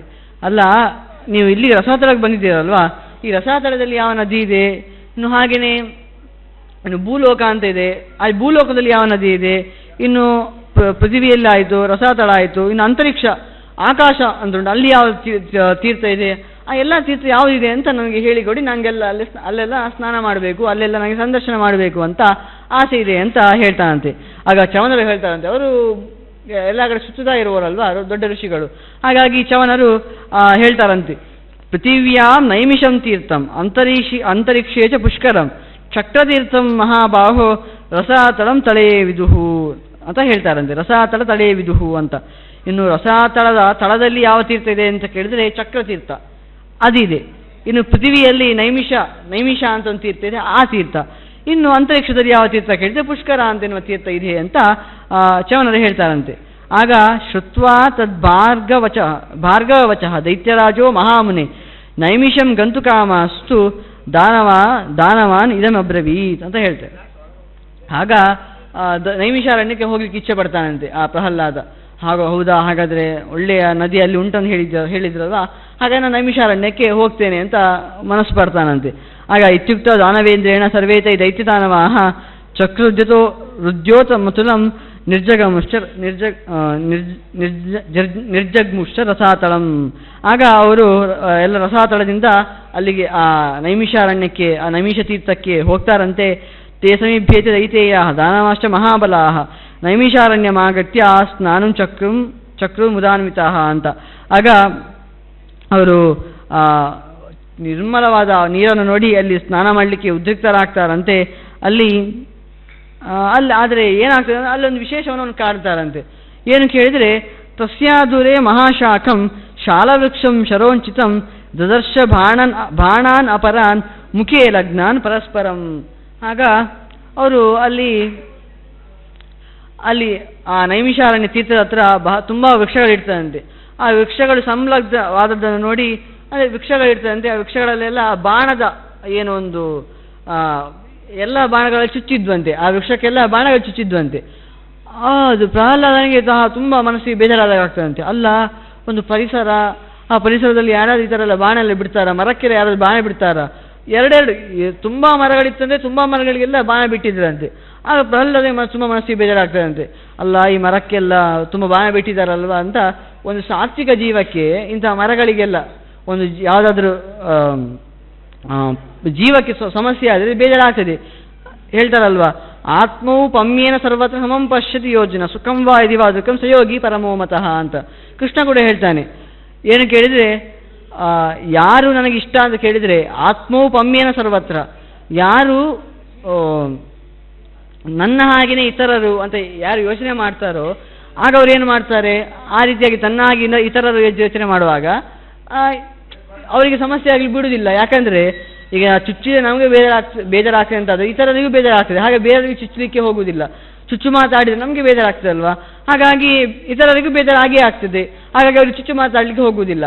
ಹಾಗಾಗಿ ಯಾರು ಈ ರೀತಿಯಾಗಿ ಇತರರನ್ನು ನೋಡ್ತಾನೋ ಅವನು ಯೋಗಿ ಅಂತ. ಪ್ರಹ್ಲಾದ ಅಂತ ಯೋಗಿ ಆಗಿದ್ದ, ಅವನಿಗೆ ಈಗ ಮರಗಳು ಕೂಡ ಎಂತಾದರೂ ಈ ಥರ ಚುಚ್ಚಿಕೊಂಡಿದ್ದಲ್ವ, ಹಾಗಾಗಿ ತುಂಬ ಬೇಸರ ಆಯಿತು ಅವನಿಗೆ. ಹಾಗಾಗಿ ಬೇಸರ ಆದದ್ದನ್ನು ನೋಡಿ ಅವನು ತುಂಬ ಅವನು ನೋಡ್ತಾನಂತೆ ಇದು ಯಾಕೆ ಈ ಥರ ಎಲ್ಲ ಆಗಿದೆ ಅಂತ, ಸುತ್ತಮುತ್ತ ನೋಡ್ತಾನಂತೆ ಯಾವ ರೀತಿಯಾಗಿ ಈ ರೀತಿಯಾಗಿ ಮಾಡಿರ್ಬೋದು ಅಂತ. ಆಗ ತೌ ದೃಷ್ಟ ಅಮನ್ಯತ ತದಾ ದಾಮಿಕೌ ಇತಿ ದಾನವಃ ತದಪ್ರೋವಾಚ ವಚನಂ ತೌ ಬಹು ಪುರುಷೋತ್ತಮೋ ಅಂತ. ಆಗ ಅಲ್ಲಿ ಇಬ್ಬರನ್ನು ನೋಡ್ತಾರಂತೆ, ಇಬ್ಬರು ತಪಸ್ ಮಾಡ್ತಾ ಇರ್ತಾರೆ. ಅಲ್ಲಿ ಯಾರಿದ್ದಾರೆ ಕೇಳಿದರೆ ನರನಾರಾಯಣ ಇರುವಂಥದ್ದು. ಆ ನರನಾರಾಯಣ ಇಬ್ಬರನ್ನು ನೋಡ್ತಾರಂತೆ, ತಪಸ್ ಮಾಡ್ತಾ ಇದ್ದಾರೆ. ಆದರೂ ಕೂಡ ಅವರ ಕೈಯಲ್ಲಿ ಒಂದು ಕಾರ್ಮುಕ ಅಂದರೆ ಬಿಲ್ಲು, ಇನ್ನೊಂದು ಸ್ಥಳದಲ್ಲಿ ಆ ಒಂದು ಬಾಣ. ಈ ಬಾಣ ಎಲ್ಲ ಇದ್ದದನ್ನು ನೋಡಿ ಇವರು ದಂಬಾಚಾರಿಗಳು ಅಂತ ಅನ್ಕೊಳ್ತಾರಂತೆ. ಈ ದಂಬಾಚಾರಿ ಆಗಿರ್ಬೇಕು ಇವರು, ಅಲ್ಲ ಇವರು ತಪಸ್ ಮಾಡ್ತಾ ಇದ್ದಾರೆ ಅಂತ ಆದಮೇಲೆ ಇವರಿಗೆ ಬಾಣ ಎಲ್ಲ ಯಾಕೆ, ಏನೋ ದಂಬಾಚಾರಿಗಳಾಗಿರ್ಬೇಕು ಅಂತ. ಅದಕ್ಕೆ ನಾವು ಮೇಲ್ನೋಟಕ್ಕೆ ಒಬ್ಬರ ಮೇಲೆ ನೋಡಿ ಅವರನ್ನು ಜಡ್ಜ್ ಮಾಡಬಾರ್ದು ಅಂತ ಡೋಂಟ್ ಅಂತ ಹೇಳ್ತಾರಲ್ವ, don't judge book by its cover ಅಂದರೆ ಇಟ್ಸ್ ಕವರ್ ಅಂತ, ಕವರನ್ನು ನೋಡಿ ಜಡ್ಜ್ ಮಾಡಬೇಡಿ ಅಂತ. ಅದೇ ಥರ ಅವರೇನೋ ತಪಸ್ ನಿಜವಾಗಿ ತಪಸ್ ಮಾಡ್ತಾ ಇದ್ದಾರೆ, ಆದರೆ ಏನಾದರೂ ಸಮಸ್ಯೆ ಬಂದರೆ ಅದಕ್ಕೆ ಪರಿಹಾರ ಕೇಂದ್ರ ಬೇಕಲ್ವ, ಅದಕ್ಕೋಸ್ಕರ ಬಿಲ್ಲನ್ನು ಇಟ್ಕೊಂಡಿದ್ದಾರೆ. ಆದರೆ ಇದನ್ನೆಲ್ಲ ನೋಡಿದ್ರೆ ಪ್ರಹ್ಲಾದನಿಗೆ ಕೂಡ ಸ್ವಲ್ಪ ದೈತ್ಯಾವೇಶ ಅಲ್ವ, ಏನಾದರೂ ಹುಡುಗ ಬುದ್ಧಿ, ದೈತ್ಯರ ಬುದ್ಧಿ ನೋಡಿ. ನೀವು ಏನು ಇಲ್ಲಿ ಅವನಿಗೆ ನಾರಾಯಣ ಅಂತ ಗೊತ್ತಿಲ್ಲ, ಆದರೆ ಇದು ಬಾಣ ಎಲ್ಲ ಚುಚ್ಚಿದನ್ನು ಇವರೇ ಚುಚ್ಚಿದ್ದಾರೆ ಅಂತ ಅನ್ಕೊಳ್ತಾನೆ. ನರನಾರಾಯಣರೇ ಇವರೇ ಸುಮ್ಮನೆ ಉಪದೆ ಕೊಟ್ಟಿದ್ದಾರೆ ಮರಕ್ಕೆಲ್ಲ ಅಂತ ಹೇಳಿ ಅವರಿಗೆ ಅವ್ರ ಹತ್ರ ಗಲಾಟೆ ಮಾಡ್ಲಿಕ್ಕೆ ಹೋಗ್ತಾನಂತೆ ಆ ಪ್ರಹ್ಲಾದ. ಆಗ ಕಿಂಬವದ್ಭ್ಯಾಂ ಸಮಾರಬ್ಧಂ ದಂಬಂ ಧರ್ಮ ವಿನಾಶನಂ ಕೊತ್ತಪಃ ಕ್ವ ಜಟಾಭಾರ ಕೌಚೇಮೋ ಪ್ರವರಾಯುಧೌ ಅಂತ ಕೇಳ್ತಾನಂತೆ. ಆಗ ನೀವು ಯಾಕೆ ಈ ರೀತಿಯಾಗಿ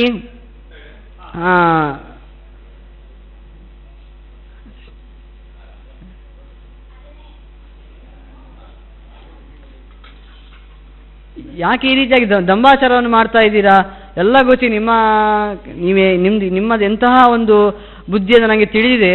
ಇಲ್ಲಿ ತಪಸ್ಸನ್ನು ಮಾಡುವಾಗ ತೋರ್ತಾ ಇದ್ದೀರಾ, ಯಾರಾದರೂ ಹತ್ತಿರದಲ್ಲಿ ಮನುಷ್ಯರೆಲ್ಲ ಬಂದರೆ ಅವರನ್ನೇ ಕೊಂದು ತಿನ್ನುವಂತಹ ಬುದ್ಧಿ ನಿಮ್ಮದು ಅಂತೆಲ್ಲ ಮಾತಾಡ್ತಾನಂತೆ. ಇದೇ ಕಥೆಯನ್ನು ನಾವು ರಾಮಾಯಣದಲ್ಲಿ ನೋಡುವಂತಾದರೆ ಅಲ್ಲೊಂದು ರಾಮ ಕೂಡ ಬಿಲ್ಲನ್ನು ಹಿಡ್ಕೊಂಡಾಗ ಸೀತೆ ಈ ಮಾತನ್ನು ಹೇಳಿರ್ತಾಳೆ. ಅವಳು ಏನು ಹೇಳ್ತಾಳೆ ಕೇಳಿದರೆ, ನಿನ್ಗೆ ಯಾಕೆ ಬಿಲ್ಲು, ನೀನು ಒಬ್ಬ ತಪಸ್ವಿಯಾಗಿ ಬಂದಿದ್ದಿ, ನಿನಗೆ ಬಿಲ್ಲು ಯಾಕೆ ಅಂತ ಕೇಳಿರ್ತಾರೆ.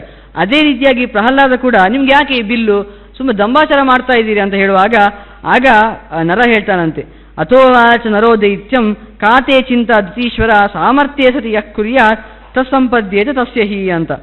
ಅಲ್ಲ ನೀನು ಯಾಕೆ ಈ ಥರ ಗಲಾಟೆ ಮಾಡ್ತಾ ಇದ್ದೀವಿ, ದಿತೀಶ್ವರ ನರನಿಗೆ ಗೊತ್ತಿತ್ತು ಯಾರಂತ, ದಿತೀಶ್ವರ ಅಂತ ಹೇಳ್ತಾನೆ. ಅದು ನೀನು ಪ್ರಹ್ಲಾದ ದಿತೀಶ್ವರ ಅಂದರೆ ನಿನ್ನ ಕುಲದಲ್ಲಿ ನೀನು ಶ್ರೇಷ್ಠ ಅಂತ ನಂಗೆ ತಿಳಿದಿದೆ. ಆ ದ್ವಿತೀಯ ಕುಲದಲ್ಲಿ ಎಂತೆಂಥವರೆಲ್ಲ ಬಂದಿದ್ದಾರೆ, ಆದರೆ ನೀನೊಬ್ಬ ಒಳ್ಳೆಯ ಸಾತ್ವಿಕ ಚೇತನ, ಆದರೆ ನೀನು ಯಾಕೆ ಈ ಥರ ಎಲ್ಲ ಮಾತಾಡ್ತಾ ಇದ್ದೀನಿ, ಸ್ವಲ್ಪ ಯೋಚನೆ ಮಾಡಬೇಕಲ್ವಾ. ಈಗ ಸಾಮರ್ಥ್ಯ ಇದೆ ಗಲಾಟೆ ಮಾಡ್ಲಿಕ್ಕೆ ಬರ್ತೀಯಾ, ಸಾಮರ್ಥ್ಯ ಇದ್ದರೆ ಮಾತ್ರ ಗಲಾಟೆ ಮಾಡಬೇಕು, ಯಾಕೆ ನಿಂಗೆ ಸಾಮರ್ಥ್ಯವಿಲ್ಲ ಯಾಕೆ ಗಲಾಟೆ ಮಾಡ್ತೀಯ ಅಂತ ಕೇಳ್ತಾನಂತೆ. ಆಗ ಹೇಳ್ತಾನಂತೆ ಪ್ರಹ್ಲಾದ, ಅಥೋವಾಚ ದಿತಿಶಸ್ತೌ ಕಾಶಕ್ತಿರ್ ಯುವಯೋಹಿಹ ಮೈ ತಿಷ್ಟನ್ ದೈತೆ ಅಂದರೆ ಧರ್ಮಸೇತು ಪ್ರವರ್ತಕೆ ನರ. ಆಗ ಹೇಳ್ತಾನಂತೆ ಪ್ರಹ್ಲಾದ, ಅಲ್ಲ ನೀ ಯಾರಿಗೆ ಶಕ್ತಿ ಅಂತ ಹೇಳ್ತಾ ಇರುವ, ನೀವಿಬ್ರು ತಪಸ್ಸು ಮಾಡುವವರು, ನೀನು ನನ್ನ ಬಗ್ಗೆ ಮಾತಾಡ್ತಿರ್ತ ಏನು ಶಕ್ತಿ ಅಂತ, ನಾನು ಎಷ್ಟು ಶಕ್ತಿ ಅಂತ ಗೊತ್ತುಂಟ, ನಾನು ಇಂದ್ರನನ್ನೆಲ್ಲ ಸೋಲಿಸಿದವ, ಇನ್ನು ನನ್ನ ಬಗ್ಗೆ ನೀನು ಮಾತಾಡ್ತೀರ ಶಕ್ತಿ ಅಂತ ಎಲ್ಲ ಹೇಳಿ ಹೇಳ್ತಾನಂತೆ. ನಿಂಗೆ ಈ ಮಾತಾಡಲಿಕ್ಕೆ ಈ ಥರ ಮಾತಾಡಲೇಬಾರದು ಅಂತ.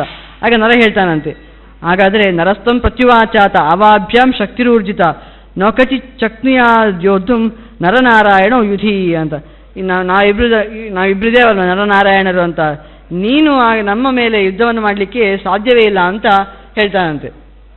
ಆಗ ಯುದ್ಧ ಮಾಡಲಿಕ್ಕೆ ಸಾಧ್ಯ ಇಲ್ಲ ಅಂತ ಆಗುವಾಗ ಆ ನಂತರ ಯುದ್ಧ ಪ್ರಾರಂಭ ಆಗ್ತದೆ ಅಂತೆ. ಅದು ಯಾವ ರೀತಿಯಾಗಿ ಯುದ್ಧ ಪ್ರಾರಂಭ ಆಗ್ತದೆ ಅಂತ ನಾಳೆ ನೋಡೋಣ ಅಂತ ಹೇಳ್ತಾ, ಕೃಷ್ಣಾರ್ಪಣಮಸ್ತು. ಯಸ್ಸರ್ವಗುಣ ಸಂಪೂರ್ಣಃ ಸರ್ವದೋಷ ವಿವರ್ಜಿತಃ ಪ್ರಿಯತಾಂ ದೇವಾಲಂ ವಿಷ್ಣುರ್ಮೇ ಪರಮಸ್ತುತು. ಶ್ರೀಕೃಷ್ಣಾರ್ಪಣಮಸ್ತು.